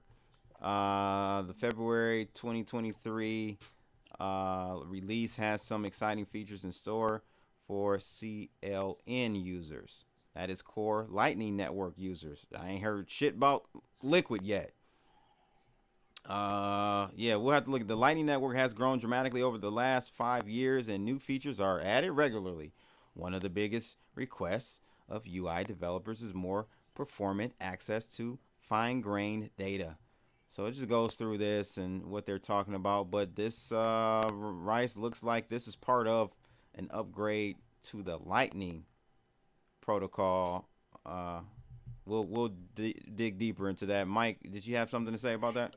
Yeah, my concern with the Lightning Network, and I haven't dug too deep into it, but I was looking into it, and the thing is that the miners don't get paid until that you close the node. So you close that node, yes. And there's no mechanism forcing people to close the node. So yeah, I might have got that off a video off of CryptoBlood off of your channel. Actually, I might have. I'm pretty sure there was a good dude talking about it. Joshua and it's true, right? Shigella, Who? from the Standard. Joshua Shigella. Okay, people got to watch that video because that was a great. They got to watch that one. And that's a concern for Lightning. So I learned something absolutely off of that. Yeah, same here. But yeah, man, we'll see how things pan out with the CBDC situation. Guys in the chat room, let us know your thoughts about what you've heard so far as we discuss this topic. Let me add this. I mean, I was trying to look up the blockstream information, but the Lightning Network is basically, if we're thinking about crypto taking over TradFi, the Lightning Network would be the replacement for banks in a lot of capacities. And the way that a Lightning node is operating is basically operating as a money transmitter. And a lot of these individuals that are running Lightning nodes don't have the proper licensing that the federal government would require, which we've seen a lot of other Bitcoiners get caught up on charges of operating without a money license, and then including money laundering in that charge because you're not licensed. Yeah. So I'm curious about that. Two of the biggest investors in the Lightning Network are MasterCard and Visa, because they want to remain relevant.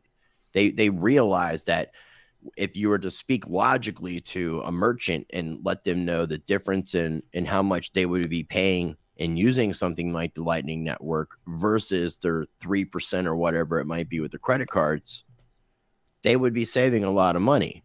And also, it would make something like Visa and MasterCard in their current state obsolete. So if MasterCard and Visa want to stay relevant, they need to be looking on to the next thing. And that's why I believe they've made such an investment into the Lightning Network, is because they know people will smarten up to this thing. Because the problem with what's going on with the monetary system in the United States is the monetary system is tightening. There's not as many loans being offered because there's not as much going on, because banks now have a lot of attention being put on them because of other bank failures. And knowing that, I think it was even Warren Buffett who just came out recently saying that the banking collapse is just beginning. Yes, he did. So these are just a little, like, if you think about pointing back to me, Rice, why I'm not bullish yet on crypto. No, that's why this. I mean, I do expect upward action. I expect downward action. I expect volatility. But again, like I said, I don't think that this movement that we've had sustained as long as we've had this year alone is natural. It feels highly manipulated, and I just feel like it's the same situation that we see where it just ends up in some situation. When it first started, it was wrecking a bunch of people that were shorting the market. Now it's going to be wrecking a bunch of people that are longing the market, exactly. Up and down, and people are just feeding into it. People are just feeding into it. Don't conflate the fact that we're saying we don't think this is going to last. This price action to the upside is going to last. Don't conflate that with utility. Bitcoin works at $1. This is a statement I always make. Bitcoin works at $1, $2, $1,000, $100,000. It still works. It's a medium of exchange. You can get across, send money to someone else without shutting that down. Yeah, I mean, you can go across a border without a device or just memorizing your seed phrase. So just to wrap up the layer one stuff, by the way, Jay Crypto Minded made a really good point. To me, it's like, okay, is Lightning Network, is that adding another central point of failure? Because what we're trying to do is reduce the central point of failures. I mean, we already know the bank is one central point of failure, so I want to remove them out of there. So it's really the same question with any of the altcoins that you might be looking at as well. That's right. How many central points of failures have you added? Did Ethereum add Amazon as a central point of failure? Is it? Because can Amazon do some things now? I mean, right. I don't know. But so, hey, that's something we should all be looking at. And if there is more central points of failure, we need to work to remove those. Bitcoin works as is, the way I feel about it. Well, no, it doesn't work as is, which is the reason why you have something like the Lightning Network as some excuse for people to use the Lightning Network, because they don't improve Bitcoin itself so that it could actually be improved to the point that it doesn't need something like the Lightning Network. So is BCH the real Bitcoin? That's big block size. That's the problem, I think. And I think you'll agree with me, Blood, on this. That's the problem with the argument that I have, is because I'm not trying to say what is the real Bitcoin. I'm just saying that what we call Bitcoin, which is the BTC ticker, based off of the original white paper and where we are today and what's going on, it feels as if entities are helping to keep it throttled and limited so that they can build solutions that they can profit off of. Because if they just improved Bitcoin, there would be no way that they could profit off of that. And they just want to profit. And that's my problem with Atom Back, and that's my problem with Blockstream, and that's my problem with the Lightning Network specifically. So Bitcoin works as is in that you can submit a proposal, we can continue to build and grow off of what's there.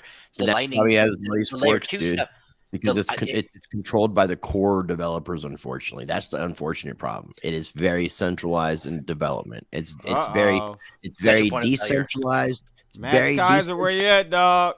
Very decentralized in its network, very decentralized in its network, but extremely centralized in its development and core team. Things will look different if we decided on bigger blocks. Satoshi was alive today, he wouldn't be allowed to be a part of this, or it wouldn't be allowed to be a part of the core team. Which poison pill would you swallow? A centralized dev team and a decentralized network of validators, or the other way around? Some sort of checks and balances has to happen. I mean, which one would you pick, though? Would you rather have a centralized validator network and a decentralized core dev team? The dev team, by nature, shouldn't be centralized, but I prefer. If I had to choose, I'd have to prefer a centralized dev team. Let the miners decide. But you just basically described every single cryptocurrency project for the most part. No, with the Genesis block. Because here's the thing, block, though, for it to be for a project to really be truly decentralized, once it's created, you would see barely any development done to it. Well, Ravencoin, right? Nobody would agree. No, there is a centralized entity behind the creation of Ravencoin.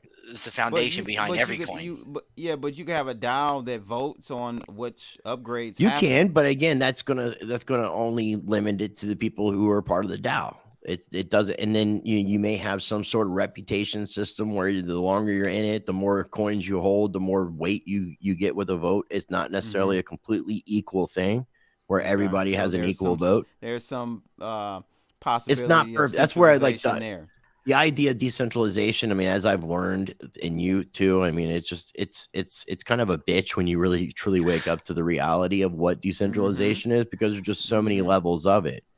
And I would much rather have a centralized dev team with a distributed network, but I would prefer that centralized dev team to be open-minded and accepting to what the community has to offer and is asking, instead of just straight up ignoring the community and just thinking they know what's best. That's the only problem with that. But otherwise, if you don't have a centralized dev team in some capacity, you're not going to get anything done with the project, or you're going to end up with a bunch of forks. Yeah, it's not perfect, but you know what? It's closer to perfect. I'm just wondering. This is what. Yeah, but that's why I posed the question, to kind of see, which direction you guys. It's a fair question. Just like I don't think the world's ready for anarchy right now. Like the world's not ready to self-govern. And I don't really think that we're really ready for true decentralization yet. As a society either. Not at all. Not at all. We can get there, though. It says, how is the Lightning Network decentralized if they can bypass a node? It isn't. No, it's not. I've never stated that it's decentralized. Nothing about the Lightning Network. The Lightning Network is a centralized solution that people can profit off of these solutions versus improving on chain. And I talked about this recently on Around the Blockchain. I put a Bitcoin debate video that I did with kind of a little mini debate with Paul Democritou from Crypto Factor.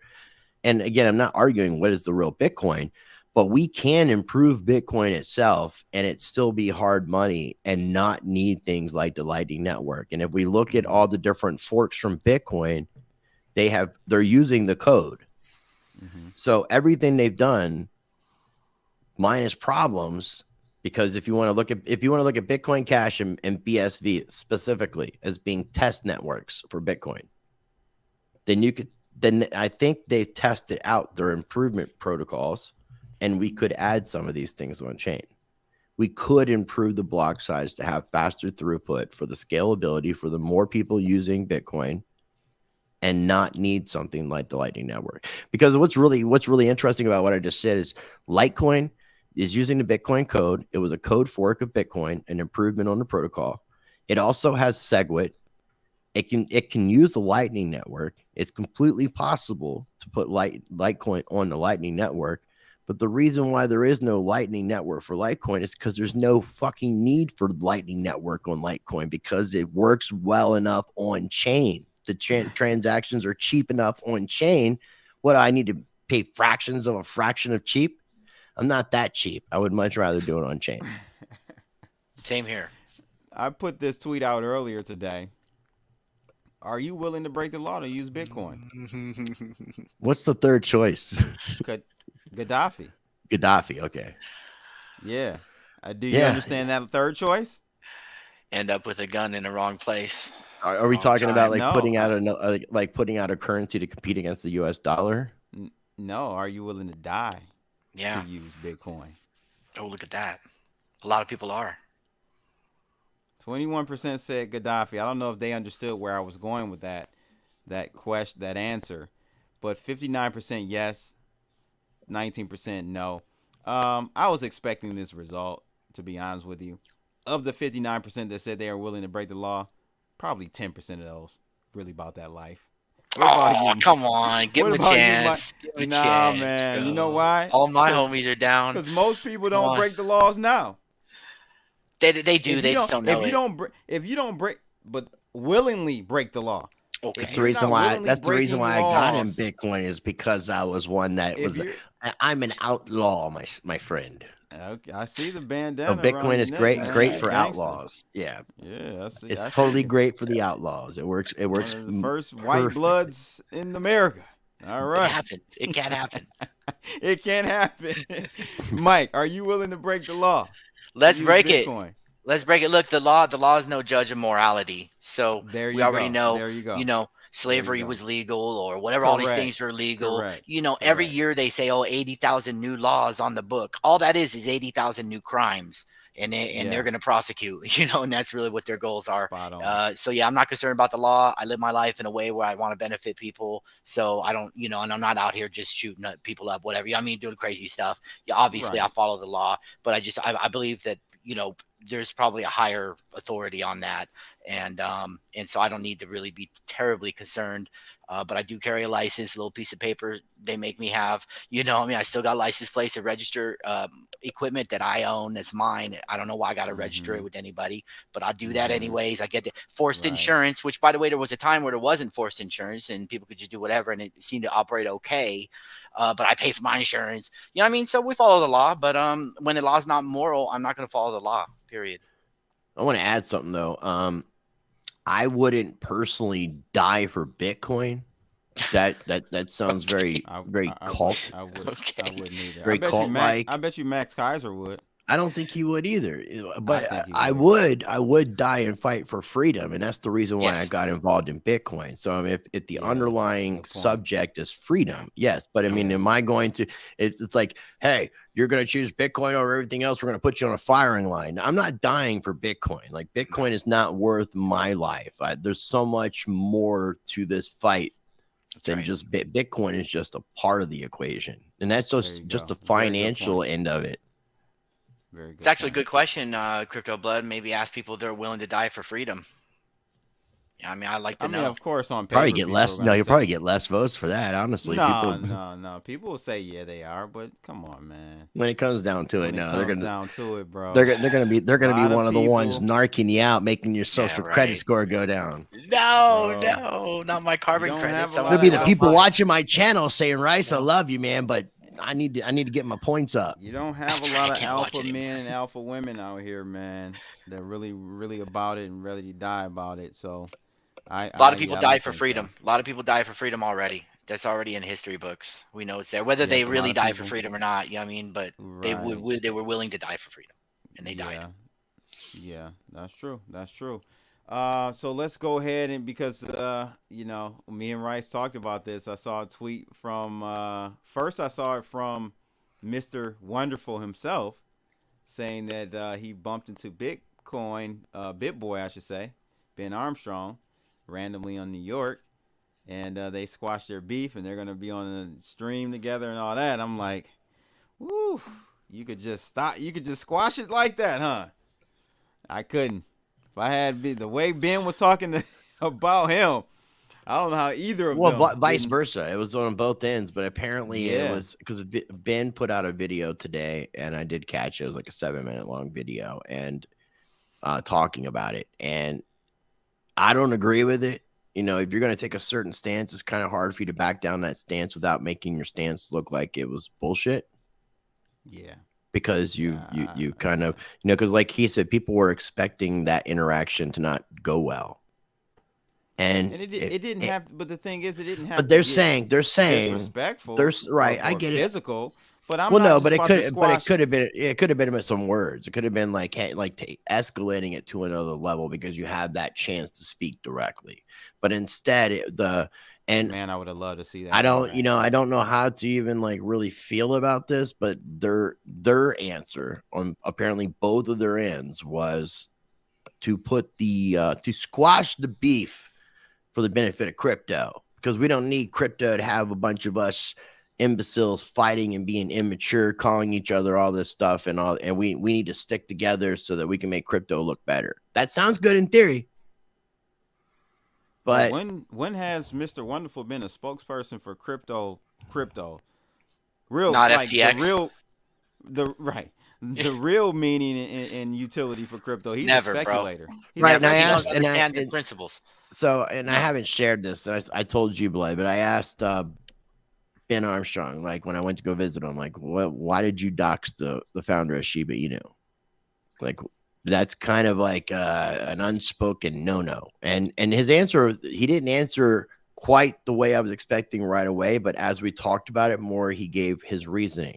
He said that, because I'm like, I don't feel like the guy caused anybody any harm for just creating a meme coin, or else you're going to call out everybody who created a cryptocurrency, because they fall under the same category in that sense. So you can't, but he said that there was a relationship between Sam Bankman-Fried and the creator of Shiba Inu, and that's the reason for him doxing him, was because he was causing harm to people.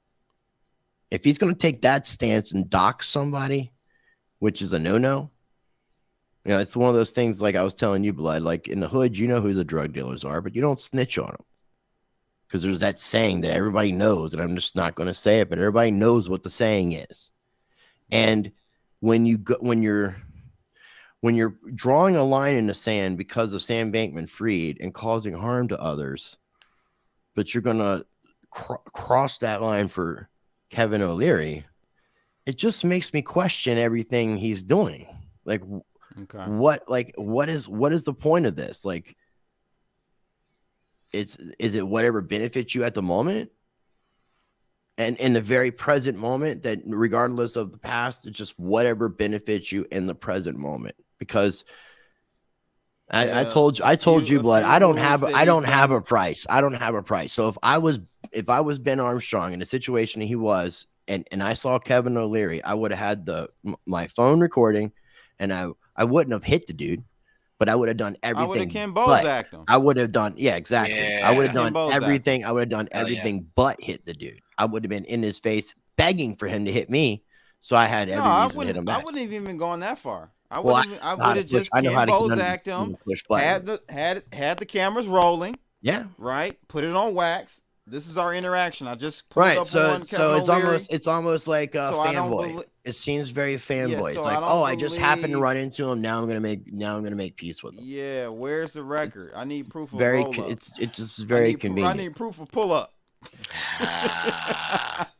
I mean, like we talked about, I just think we're witnessing the slow burnout of Ben Armstrong. I think he is mentally getting. Yeah, I think he's mentally getting there for sure. Because a lot of the moves lately have been shot from the hip. He's my friend.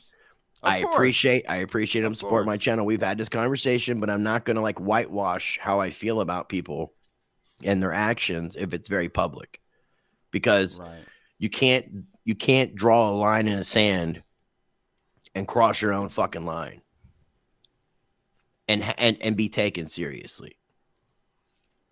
Yeah, I was concerned actually about Ben going to the Bahamas. I thought that was like really pushing it. I didn't, I don't have his phone number, but you have a more direct line of communication with him, and you've talked. I'm sure he'd give it to you if you asked him. Yeah, he would. I just don't have. I got it about a year ago after knowing him for that long. And you certain were boundaries, with even him you. about. Yeah, you were candid about that with him. You told him you thought that wasn't a good move. I thought it wasn't. And this is a question I want to pose to you, Rice, and even maybe Mike. I don't know if Mike knows Ben or not, but do you think Ben has gotten big enough? He's gotten so big where he's got nothing but yes men around him.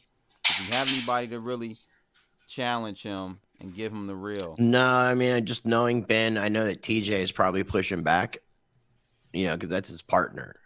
But anybody who's paid, as an employee, I would say there's probably more yes people than no people, or people that are like making, asking him, hey, have you really thought this through? But the most important one is his partner, who like this is like a mutual relationship with the business. So TJ does have a lot of pull in this, and I've told you, when I went down there, I didn't have a chance to really talk with TJ about how all this stuff is affecting him in the business, because if BitBoy is being sued, that's the business also being sued. It's not just Ben Armstrong as an entity being sued. So it affects TJ. So I've been curious about that that's the case. From what I understand, like Hit Network and BitBoy Crypto is like just like a mutual business. I don't think like Hit Network's TJ's and BitBoy is Ben's. I think I it's would assume that Ben owns the trademark and yeah, but at the same time, the sponsorship money from BitBoy Crypto is going to pay employees from Hit Network. So that part of it, yes, I'm not okay. Let's differentiate. I'm not talking about the lawsuit, the $1 billion lawsuit that BitBoy is wrapped up in. Yeah, that's part of Hit Network for sure, because it's most likely the personal defamation may be just on Ben. It may just be on Ben. I don't know. I don't know how that falls. We're going to get to here in a second, guys. We're definitely going to get to. Make sure you hit that thumbs up, like, share, subscribe. Go follow Mike. Go follow Rice, please. I don't have the links in the description yet. I will after the stream. But, yeah, shout out to my man Trek with 2Ks. He's in the building. Shout out to what up, Trek? What up, Trek? 3Ks. Which should be the 3D and 3K shows. That would be my recommendation. 3D and 3K. I mean, if you want to do 3Ds and 3Ks, that's fine. But if you want to keep it uniform, go with the 3Ks, Trek. Busy Mountain said, let's talk Reggie Middleton. Oh, man, we're going to have a whole nother stream for that one. But yeah, that would be like a big topic. Invite him on episode 100.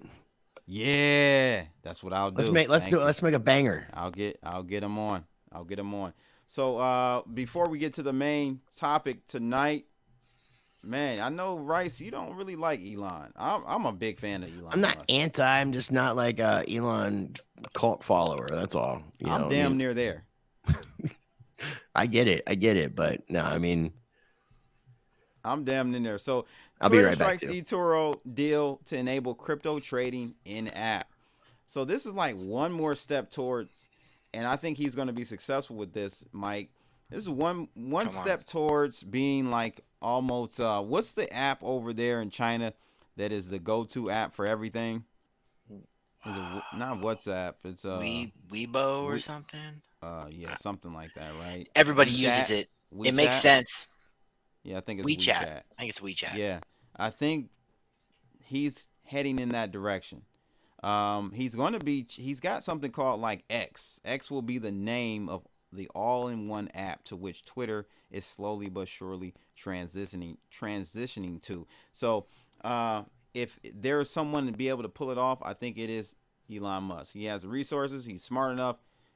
He will be able to do this. What's your take on eToro and the crypto in trading app situation on Twitter? Is this a step in the right direction for crypto? I can't even remember how many years it's been since we were like, You know, when's mainstream adoption? Mainstream adoption is coming, and it is like it's been here now, so we can actually talk about these things. Where it's like we were waiting for Facebook to do the same thing because they see the value in it. The issue is always going to be, where's the central point of failure? We hitting up against another central point of failure. Will there be privacy? Will it be rig signature? You know, will it end up being something like ZK? You know, will it be pseudo anonymous? Obviously they got to have that, right? So AML, so anti-money laundering. So, you know, as far as, you know, using it as a medium of exchange, maybe, yeah, I mean, a lot of people could do that. Just make sure that you're doing everything on the up and up, and you're not like selling some illegal stuff, or you're trying to do some wacky things, or you don't want to be tracked and traced, because you will be through Twitter, because I don't think Twitter is ever going to want to be protecting privacy the way, you know, like Monero is doing that. So, hey, if they include Monero, we could talk. Let's go. Good point. Let's go. Rice, I don't know if you missed the question. No, I heard most of what he said, and I agree, because feedback? I mean, any sort of centralized entity is going to offer you crypto services. Obviously, to me, that's just another way of working with the system of being able to identify you as a crypto user. I mean, people on crypto Twitter identify themselves as a crypto user all the time, whether or not they're putting an address down specifically or not. Yeah. But they are identifying themselves as a crypto user. So it's just another way to collect information on who are the crypto people, who are the people that are doing this. And by the way, it makes it easier and easier and easier. And I don't think if Elon Musk was really was trying to throw a wrench into the plans of the globalists, I think that he would be in a similar position as someone like Donald Trump, who would be indicted on things. There would be like some criminal investigations. There would be a lot more pressure being put on him for what he's doing, because he's allowing for things to happen. So it's like it's almost like when Ben Armstrong was saying that he would accept an invitation to the World Economic Forum and join the World Economic Forum because he would want to destroy it from the inside out. But I'm like, you don't get the invitation unless they know that you wouldn't destroy it from the inside out. That you do have a price. Right. And maybe in that instance we've already seen that, because when you have a line in the sand, you cross it, it's usually because someone enticed you to cross the fucking line. Yeah, no, good point, man. As a round of applause to Rice CBX keeping it 100. I mean, this is why a lot of people hate me, but it's all good. Sometimes, you know, people the saying, and you know, I know how life works. It's better to keep your friends close and your enemies closer, and invite you on their show every week. That's funny. No, I think definitely Ben is burning out, bro. Just some of his actions as of late they've been checkers moves, not chess. Now, something I don't think we've talked about. I think I mentioned it to you. He's said it a couple times, I think, in videos. I don't think he's tweeted about it. I'm not sure if it's 100% confirmed. But I had asked Ben, you know, because I was going to go travel down to go visit him. About Junior? Yeah, I was asking him if he's going to be a consensus, because I went to go visit him last Monday, which was on the calendar the 10th. The 11th in the evening, he was traveling to New York to go to NFT NYC, and then going back home. And then this week coming up, if you go to their website, BitBoy Crypto's website, there's a cruise for the NFT Pluto Alliance project and BitBoy Crypto, which is taking place the same time period that he's supposed to be in court. So it's all just pretty interesting when you look at it. Yeah. So Wicked Devil said, very odd the judge demanded him to appear in person for this charge. It's not a charge. First, let's just make that clear. I don't think it's a charge. But yet I think that is pretty odd that he couldn't have his well, then there couldn't be any consequence. Then there couldn't be any consequence for showing up if it wasn't a charge.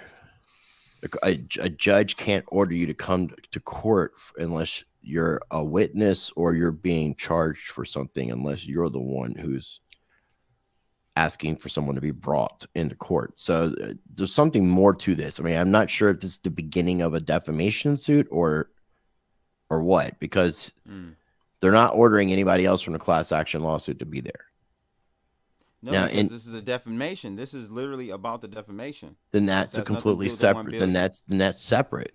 Yeah, separate. And if the judge is ordering him, because I did text him, I told you he hasn't texted me back. If the judge is ordering him to be there, then that means he's required by law to be there, or required by the legal system to be there. So there will be legal consequences. Pretty much, we're getting into the nitty gritty, guys.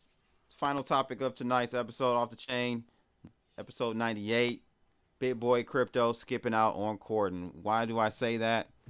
Well, let's first start with why he's even asked to come to court. So judge orders YouTube BitBoy Crypto to appear and address alleged harassment. Ben Armstrong was ordered to appear in a Florida court to address allegations he threatened and harassed lawyers behind a class action lawsuit against him and other crypto influencers. His counsel has to appear on April 20th, along with the legal team representing the influencer. Well, they're saying they ordered him and his counsel. So that's what I asked them, is like, if your counsel, because in some instances, when you go to court, you can have your counsel represent you and still not get a failure to appear. Right. But if a judge is specifically requiring you and your counsel to be there, I need to look at if we have the documents to look at. Because he will be on a boat. He'll be in a boat. International waters. We know that crypto news outlets likes to, sensationalize things. So they could have put that BitBoy, orders BitBoy Crypto. Right. You didn't go and look. You didn't go and look at the actual court order. No, I did not. So if the court order was not very clear and specific in that, then Ben can legally have his attorney, who he's hired to represent him. Correct. Which means he's representing him. He can represent him legally. Now, at some point, Ben will have to be in court. But for this, depending on what the verbiage was said with the judge specifically, if it did not order him and the counsel, and it just said he needed to be there, then his legal representation should be enough, because they're not going on with the proceedings that day. It's not like as if they're going to be trying him for defamation that day. So that would be like the initial court appearance. So Wicked Devil said it is in the order. Lawyers on YouTube have gone through it. So okay. Wicked Devil is referring to, and I don't know who this is, never watched them, but Law and Lumber did a 2-hour live stream on Friday going you can make a channel out of just fucking calling out Ben Armstrong if you wanted to. So I don't disregard it. I don't disregard that people are covering this. In legal trouble, big time. I know. Right, for sure. It gets views and people don't like Ben. Right. They don't. An April 5th filing showing calls for a hearing with Armstrong detailed quote unquote daily violent threats. That's his problem. And part of it, I told you, man. Yeah, he was doing this shit. He was doing this shit on his morning live stream. He was calling these attorneys live with an audience of thousands of people, where you have factual evidence that you can provide to a judge. Said, look, he was doing this on live streams. Like this is akin to the rappers killing the ops, then going to do a rap song about it. Okay. This is what Ben is doing right now. Not a good move. It's not a smart move. It's not. If you're playing a game of chess, he lost. He's not. That's what I'm saying. He's got mental burnout, possibly. I don't know. The legal team also reported in a March 20th filing. He's bulletproof is what I think he thinks, honestly. Based off my conversation with him, he feels like he's bulletproof. And I'm like, no one's bulletproof. Well, Teflon Don is. I mean, there's ways of making yourself bulletproof, but I don't see him walking around in an Iron Man suit, and his Lamborghini doesn't look very bulletproof to me. Hey, I'm with it. Donald Trump. But yeah, finishing up, he was supposed to supposedly around the end of this month do an interview with Donald Trump Jr. That's why he's not going to be at consensus. Okay? Well, it's too. And he's talked about it. He's talked about it. I've talked to people at his office. It's just. I think it's just like until like he's there or it happens. Now he's adding, at the target range, you got like.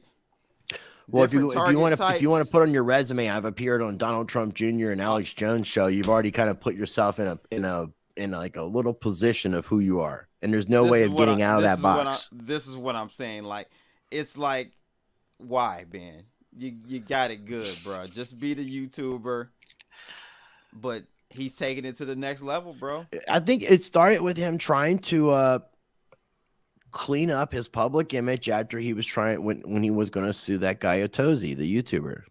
And ever since then, he was like, he was on this redemption. And if he would have just, he didn't, he could have learned from Ken Bozak and not taken things too far, because Ken Bozak didn't go to the little big midget's house. Right. You know, that was a difference there. You could still make your point and not invade somebody's personal space. Like going to the Bahamas the first time wasn't necessarily an awful thing, but the second time when he's standing outside of his condo was taking a little bit too far. Like, you're not the Punisher. There's no vigilante justice here. And I felt like it was... What do you think about what Trek says here? It almost looks like he's about to do a brand flip like Pomp. Just saying. Mike, what's your take on that? What do you think BitBoy, what is his strategy here? You know, I bit my tongue this whole conversation. I've been trying to be nice about the situation. I haven't bit it, so you should be you should be okay at this point. I have nothing necessarily against the guy personally, right? So I met him a few times at the first Litecoin Summit years ago. I got footage on my channel. I remember that. Yeah, you know, you were there. But yeah, you know, I want to like the guy. I'll put it that way. I want to like the guy. He's not making it easy to like him. And if that's the case with me, because I like everybody, almost everybody, you know what I mean? Then yes, a rebrand, whatever you got to do to flip that around. I mean, it's going to be pretty critical, but I'm concerned for his well-being, because it does seem like, you know, you get into this head state of like, oh, I am untouchable, or I'm this big dog, and you know, I'm directing the discourse, the narrative. You know, that's when you usually get taken down a peg. You know, when you start feeling like that. So I would like to see him kind of become a little more humble and just say, okay, you know, I made all these mistakes. Let me figure this out and go from there. So yeah, that's where I'm at on it. I don't got anything against the guy personally. I like that he's pushing forward the narrative that Bitcoin is an important, one of the most important crypto, if not the most important crypto. I'm not a maxi, but hey, we need to really kind of lean on Bitcoin a bunch here. So some of his previous stuff hasn't really appealed to me, but you know, we'll see where he takes it from here. And I do wish him the best. I don't see him flipping the script though. I don't see, like, he's BitBoy crypto. Like, if I sent you a link to a Twitter thing, if you want to play that, that's where he signed my book. And the ironic thing is, like, him talking about him meeting me, being afraid to talk to me, and then me giving him advice about me being afraid of like what he's doing. Yeah. That was that's the reason why I want. About that. Yeah, that's the reason why I want. Like, if you want to share it, I mean, it makes. Yeah. I'm gonna share it. I'm gonna share it after sharing this tweet that he put out after. He's not. If anything, here's, like I told you, it's he wouldn't flip the script and go to like another niche other than crypto. He's not like he's going to become like an Alex Jones or just cover politics. If the worst case scenario with Ben is if he ends up kind of screwing himself in some aspect, then I feel like BitBoy Crypto will become a business that doesn't involve him. Ooh. Because we already see every time he goes out of town or has something going on, other people like DZ, Frank, Nick. Good. It is good. It's good because it's like a fallback. It's like so it's almost like this thing. Like, I get where he says he's bulletproof, because it's like if he does kind of like burn both ends of the candle and fucks himself basically, then he can still win, because BitBoy Crypto could still be a successful YouTube channel and he could still be profiting off of it, but not actually be a part of it. You know, and actually get to like do the whole family thing, go and do all the things that he does when he's not working, which, you know, is most of the time, because he's only working a little bit of the time. I mean, even when I came in to visit him, he had to record audio for his book. So I had got there like 10:30, 10:45 in the morning, and he showed up a little after 1 o'clock because of having to do what he did. And I would say by 4, he was gone. So he wasn't even in office for like 3 hours. And while he was there, he was doing stuff. He was recording and all these other things. He spent time with me, and there was other meetings and stuff that he was involved with. But he's got a crew of people to help him. So if he was to do something to like be like a kamikaze bomber and just self-implode, it's not the end of BitBoy crypto. It might be the end of Ben Armstrong publicly in crypto, but it's not going to be the end of BitBoy crypto, if that makes sense. Well, this is the whole crux of tonight's episode is really his response to this Cointelegraph. Sponsored by Stake. Yes. Hey, I'm with it.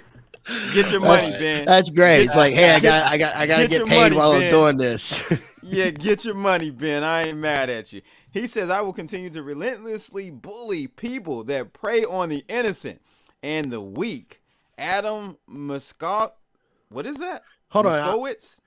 I don't know. Does not get Moskowitz. to inconvenience. Moskowitz does not get Jewish, to inconvenience me. So no, Adam, I will not be showing up to court Thursday. Sponsored by Stake.com. So I'm wondering if State's going to pay for the FTA bailout. What's that? Are they paying for the bailout? Like when he gets a failure to appear, since it's sponsored by Stake. Stake's like, yeah, we got you. We'll bail you out. Yeah.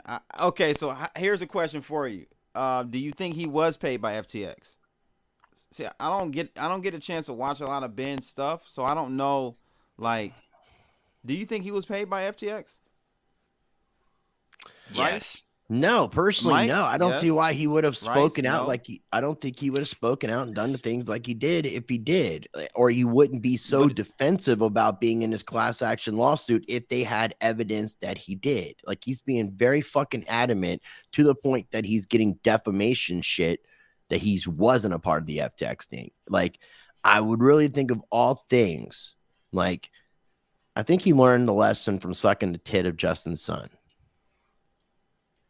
Because him and Wendy were both Justin's son titty suckers. Okay. I think he learned. I don't think he got paid to do anything FTX. I think this lawsuit's completely frivolous, like he said. But he still has to pay an attorney to defend the fact that he wasn't a part of it. Yeah, I'm very just seeing on the other side of being on the other side with this whole this documentary I'm involved in and seeing how things played out. I would not be surprised if he. I'm saying I would not be surprised if he did not get paid, but they're still suing him as part of a But it wouldn't surprise. I mean, it wouldn't surprise me if I found out he was getting paid at this point, because like really until the Kevin O'Leary thing was like, again, it's like you put a line in the sand and you crossed your own fucking line, dude. Yeah, the Kevin O'Leary one shocked me. I'm with him up until that when they squashed. That's what I'm saying. Easily. So up until that, I would have. I think, I mean, I think Wendy. I don't know if Wendy was paid to promote FTX, but she was promoting affiliate links because she likes to promote her affiliate stuff. Which there's no problem. No, she's not in the class action lawsuit. Okay, so I don't think there's anybody that we know aside from BitBoy in the lawsuit. But like I had told you, I mean, you could be adding BitBoy to a bunch of frivolous things, and there's no legal repercussion for it. No, but Ben is going to have to pay an attorney to prove something that he could prove without an attorney, because I don't think Ben's going to be good at representing himself in court. Otherwise, I would say represent yourself in court, but he needs an attorney. So like I told you, I feel like people are going to, because of the things that Ben has done, people are going to attack him on a lot of different areas. And part of it's going to be his bank, his wallet, and it will be via like lawsuits and shit like that, because regardless of if they're frivolous or not, there's going to be a price to pay to deal with the frivolousness. And when you have enough of it, you're not going to be able to afford all of it. And I mean, Ben's already been public about how much he's lost, you know, and I mean, he's had to take a deal from I shouldn't say had to, but he chose to take a deal from a gambling site promoting gambling. Like he talks about, even on his Twitter account, making bets with Stake. And I think that goes against most of the religious, spiritual things that he talks about as well. So I'm just not sure where Ben's aligned with himself, where he's gotten off path and on path. And I mean, this isn't a conversation that I haven't tried to have or I wouldn't have with him in person.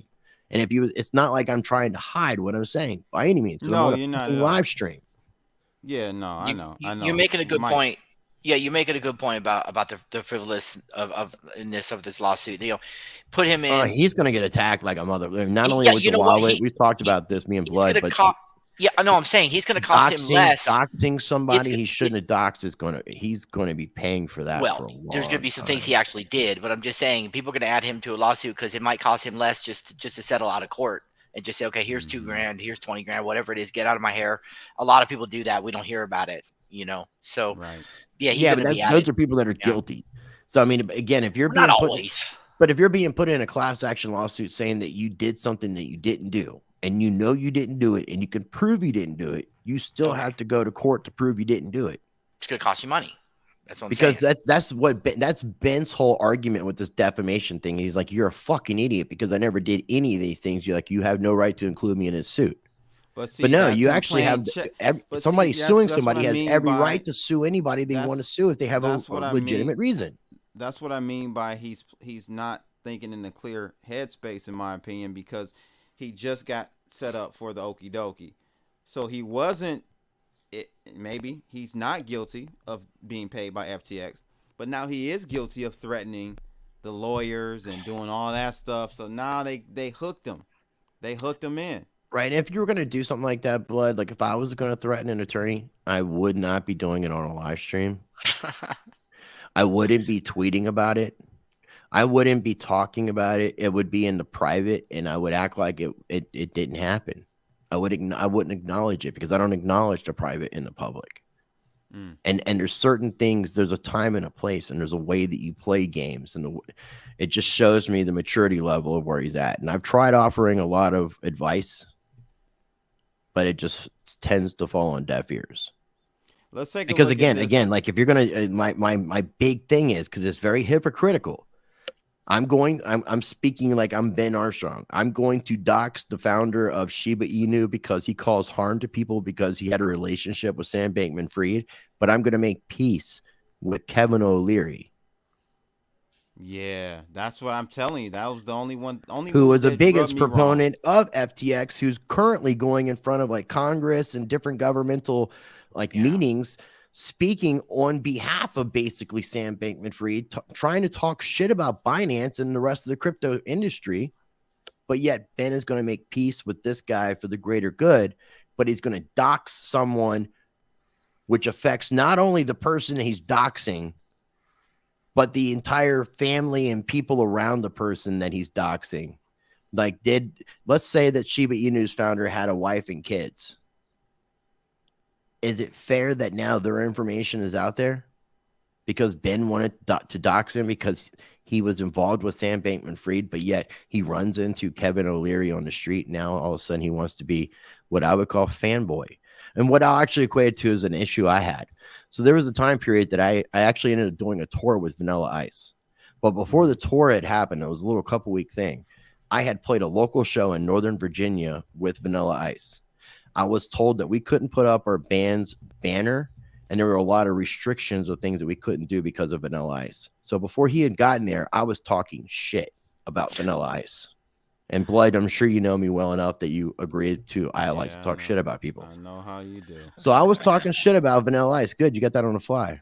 It's great. I'm talking shit about him, and I really wanted to whip his ass because of the things that the management had set as things that we couldn't do. And when I saw him, I just turned into a fanboy, and I ended up going on stage and doing Ice Ice Baby with him, and I went on tour with him. And he thought it was, in retrospect, he thought all the shit I said was funny, but I had it's the same thing. I had all this venomous animosity towards Vanilla Ice, like Ben did with Kevin O'Leary. And I saw Vanilla Ice, and I went fanboy, and he saw Kevin O'Leary, and he went fanboy. So it's not like I'm just calling Ben out, and not saying that I'm not guilty of the same thing I'm calling someone else out for as well. But again, you crossed your own line. Yeah. Well, let's play this video really quickly of you at BitBoy Hit Network's office last Monday. Let's check this out really quickly. Have you seen this? No. Okay. Las Vegas? Yes, yes. When you were dressed in your Halloween costume? Somewhere around there, yeah. I pretended I didn't see you. Didn't see you. But now, I see you. I see you too. But now I see you. I think we see a nipple. We see a nipple too. You've been so supportive of me and my channel, and I appreciate you for that. Dude, no, of course. Well, you know what? Here's the thing, Russ. At first, I just thought you were crazy. That's what it boiled down to. You remember you were doing like this anarchist thing and all stuff, and like I was just like, I don't know if it's good to be around this guy because you didn't seem like you weren't like, it wasn't all crypto that you were doing, and you're not doing all crypto now, but like, it was just like I didn't really know what your angle was. This guy's kind of crazy. Like he's talking about anarchy. Like I don't know if this is good for me to be around, and so you know it took about a year to come around on you, you know, and you really change your content, and your content was bad then. Like I just didn't know if it was crypto. Yeah, no, and I mean that's the same thing. So like a lot of my peers don't want to bring me on. Yeah. But why now? Like, it's because I didn't know you. You know what I'm saying? Like, yeah, we've taken the time to actually get to know you. Yeah, yeah. And I was wrong. And I was wrong too in a lot of ways. Yeah. We talked about that. Yeah. That's the good thing about how shit works out. Exactly.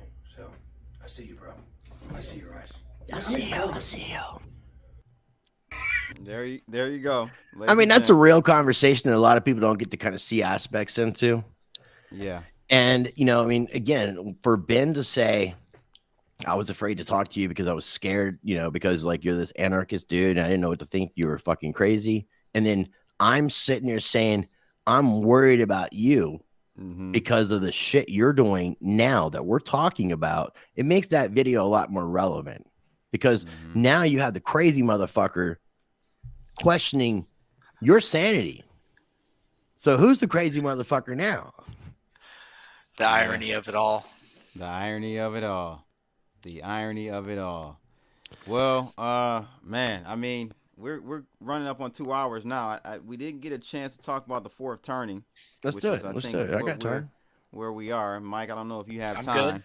I'm good. But I think it's very relevant in today's. Yeah, there you go.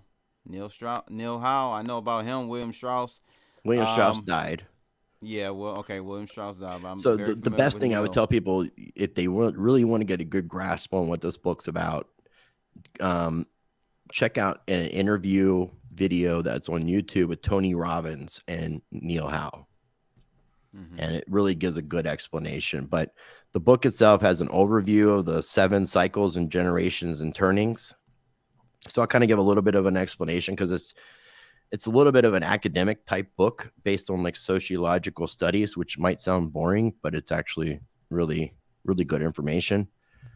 And this is talking about the 7 cycles and generations and turnings, the Anglo-American saeculum. So a saeculum, which is spelled S-A-E-C-U-L-U-M, is a seasonal cycle of history.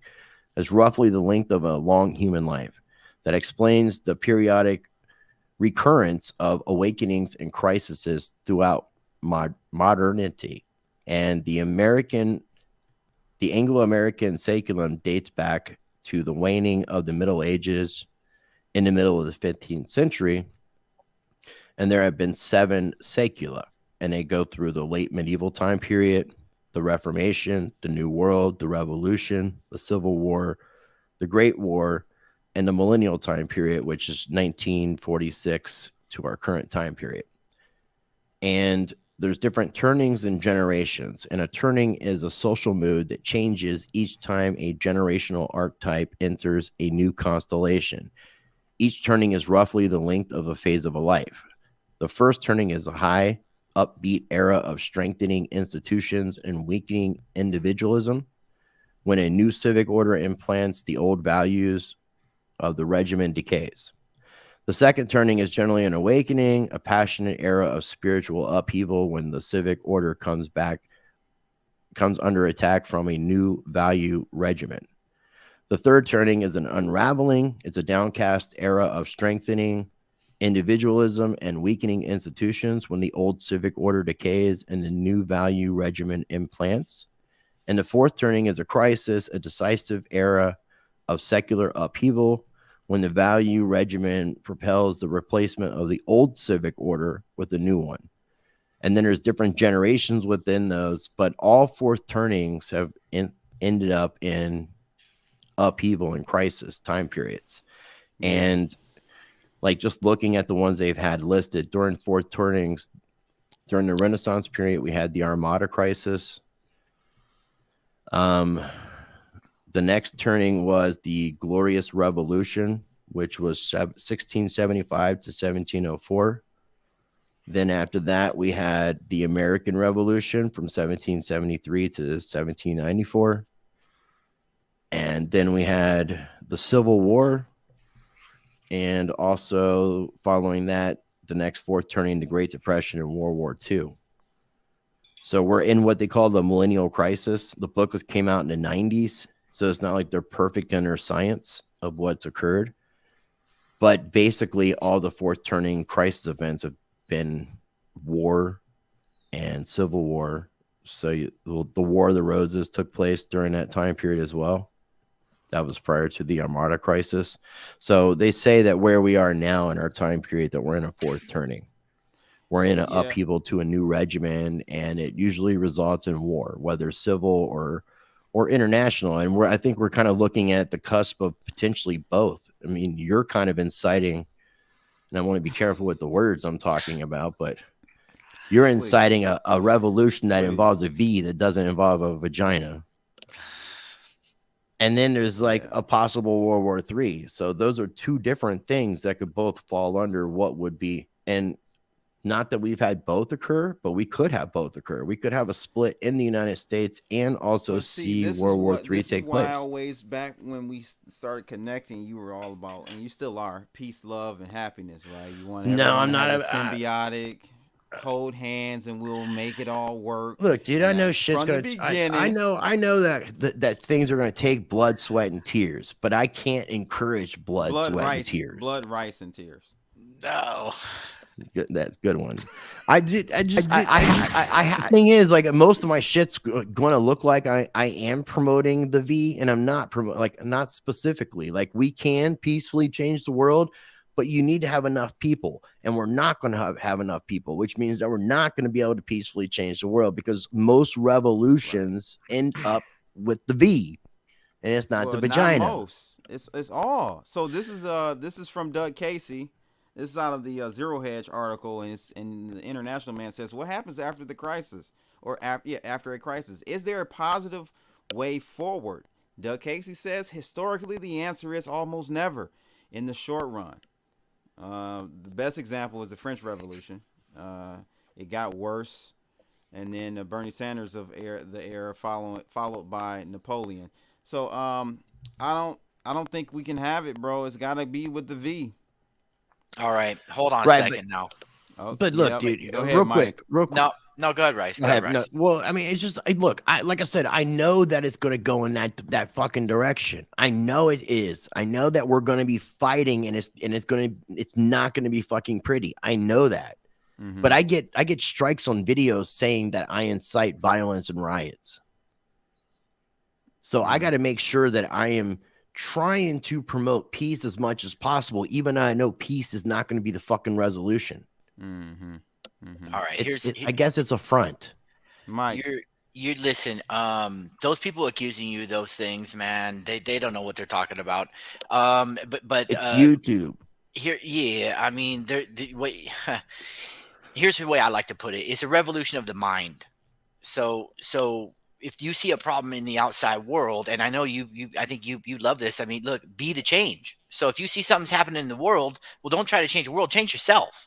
And the things you look at will change. So I really believe in that, be the change. And so I think it's a revolution of the mind, where if you think traditional fighting has to be blood, sweat, and tears, maybe traditional fighting is changed now. And maybe, you can protect your rights, because the only rights you have are the ones you can defend. So we can defend privacy, non-violently, right? I could just pull my blinds and pull the shades and whatever. There's ways to protect privacy that's non-violent. Bitcoin, I think, gives us a way to protect our store of wealth and our, a way to exchange. So that gives us a non-violent way to transact amongst each other. So there's a lot of this is different now in this new era where, you know, the fighting is more like Sun Tzu Art of War. It's like, how do I defeat my enemy without ever having to fire a shot? And that's, you know, so right now it's like social media is degrading society and causing people to think that there needs to be a violent revolution. And there might be, and there probably will be. But hey, at the end of the day, you can evolve yourself as much or as little as you choose. So, you know, I choose to protect my rights, you know, non-violently up until the fight comes to me. And then boom, I'm going to die with my boots on, protecting my people and myself and my family. And, you know, I mean, if that's the way it needs to go, but I'm really hoping that it's a revolution of the mind where people start to say, hey, wait a minute, these people in charge have been lying to us. They've been making us, you know, act a certain way. All the media, everything is doing that way. It ever been a revolution of the mind? When in the past? Has to be. Show me an example. Well, no, so I mean, okay, so capitalism. What's being done to us is fifth generational warfare, but we can't fight back with fifth generational warfare. So that's where the other end kind of comes into equation, because I mean, the game has been like, if you look into what fifth generational warfare is, it's using politics, it's using social media, it's using all the different things that we're talking about today. So it's not the traditional, what we think about as war. But when it comes to a straight upheaval, like Mike, you know, I study the law stuff, and I've had this discussion with a lot of people. Is, let's say like we found a way out of the matrix. When we're in a time of war, is that shit going to be honored? You know, right, like UCC, all the art of war shit sounds good in theory before the war, but when you're in the battle, none of that shit sounds good at all. Everyone's got a plan until you get hit in the face. You can think about wanting to do like strategic things, and you can do strategic things with the right army, but you're faced with life and death. And, you know, I think that when we get into that point, when we get into a point of like upheaval, whether it's international or national or both, rights are out of the books. Yeah. That's why the only rights you have are the ones you would be under a martial law situation anyways, and rights would be out of the book. So any of the things that I would be studying from the law aspect would have no relevance. That's why I've been looking into agorism, and this using counter economics, parallel markets. That's the point, Mark. But Rice, that's the point we get to, where the violence has to be the answer. I get it, but we don't have to make it the encouragement of this is the only way. It's like, hey, shit's probably going to go in this direction, but let's try our best not to escalate it to this point until it absolutely has to be taken to this level. But I feel like it's going to, because here's the thing. If you keep promoting what you've been promoting, your YouTube is most surely going to be gone. Yeah. And what effect are you going to fucking have it with any kind of change at that point?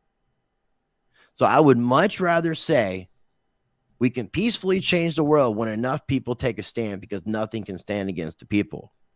I don't want to have to add that, unfortunately, there's not going to be enough people, so we're going to have to fucking take this shit in our own hands. But I want to say that when enough people take a stand, nothing can stand against the people, and we can all peacefully change the world. But unfortunately, we don't have the numbers on our side. Hold on, just something just came in, guys. Something just came in. Sui juris. Fuck your sui juris. So I want to keep my standard of living. They want to incrementally, lower our standard of living worldwide, but especially in America. So that's kind of why I'm doing this virtual summit. Really, is to bring people together who agree that, hey, we can keep our standard of living, which means, you know, good food, good people, good friends, good technology, entertainment, the whole thing. We can have all of that within our network. And so, you know, a lot of times I use the words parallel society, because it seems like the so-called social engineers and the big think tanks that are behind a lot of the big moves that are made politically and social politically, they're basically tearing people apart. So they got ones who could see, hey, we're being torn apart. Let's stick together. Let's take care of each other. That's how we're stronger. And then you see the people getting divided. And that's all the music, the media, the TV, everything wants to divide by skin color, race, whatever it is, religion, everything. They want to divide you, because when we work together, we are powerful and we can do things. That's why I call it a revolution of the mind, because it's a matter of like saying, okay, you know, we see what's happening, and we're not going to allow that, and we're not going to fight it. We're just going to do our own shit. We're going to do our own system. We're going to, just like Netflix came out and got rid of Blockbuster, Uber comes out and they're pushing on taxi cabs, you know, a new system that makes the old system obsolete, and then we don't have to fight anybody. And that's the way I like to see it go down. Yeah, I hear you. Well, guys, it's been one hell of a stream. As always, I knew it would be great having Mike come into the mix with me and Rice. Rice, man, where can they find you, man? Rice against the machine. It sounds like it, no, and that's kind of definitely a play on words. I F that all up. But people can find me at CryptoMindsetReset.com. That's where they can find me at. No, they can find you at ricetvx.com. Yeah, they totally can. And but yeah, I definitely want to make sure people are checking out the Crypto Mindset Reset conference happening on Tuesday and Wednesday, the 18th and 19th of April. It will be, you guys can sign up, get free tickets over on CryptoMindsetReset.com, and it will also be streamed on my Rumble channel, RiceTVX Rumble, so you can check it out there as well. No, other than that, man, I enjoyed today's conversation. I mean, it was a good one. I think these are conversations that need to be had a lot more by people in our space. Instead of kissing people's asses, like speaking like their actual thoughts and truth about what's going on. Right. You know, it's unfortunate that I think the world is a lot more full of yes people than people that do think for themselves and use critical thinking. And that's where I agree with you in a lot of ways. I have sympathy for those that aren't awake and let the cognitive dissonance kind of cloud them. One part of me wants to do my best to try to help them, but ultimately I know that I can only help those that want to help themselves. So if you're somebody who wants to help yourself, then check out ricetvx.com. All righty. And Mike, you're up next, bro. Groove Dude LV. Hey. Not Louis Vuitton, but Las Vegas. That's right. Thank you for having me on the show. You know how much I enjoy this, and all the viewers out there. We love you guys. I know for me, I'm doing this out of a passion for all the things that are good in the world. And I know that could be subjective sometimes, so you decide that for yourself.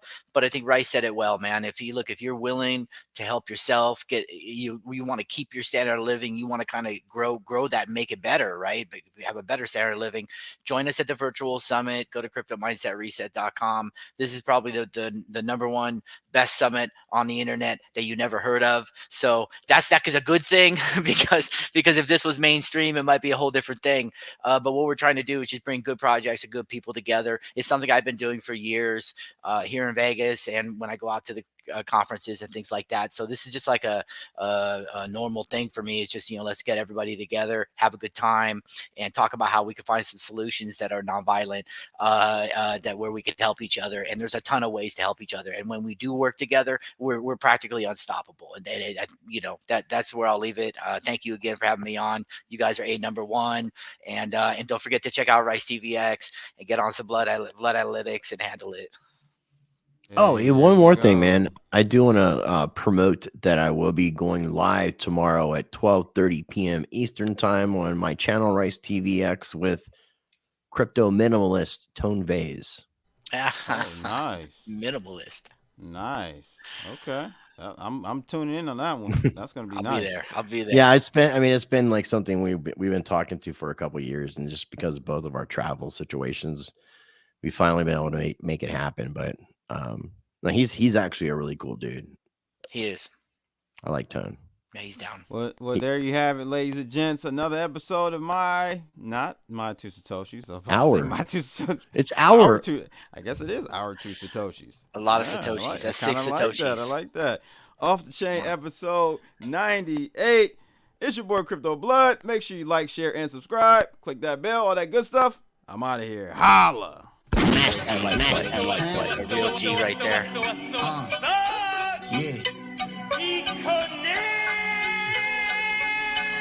Yeah, boy. Stacking my coin. Stacking my coin. Stacking my coin. Stacking my coin. Bitcoin, Litecoin, Ethereum, cash. Bitcoin, Litecoin, Ethereum, cash. Stacking my coin. Stacking my coin. Stacking my coin. That. Stacking my coin. Stacking my coin. That. Bitcoin, What? Litecoin, Ethereum, cash. Bitcoin, Litecoin, Ethereum, cash. Since I was born, been stacking my coins. These niggas is pop, my money keep growing. Your girl is a dot, she all on my groin. She blowing my horn, we fuck like porn. These rappers is whack, they lyrics is corn. I'm getting this money, it never get born. I'm loading my strap, they calling the law. Fuck around on your clap, for running your jaw.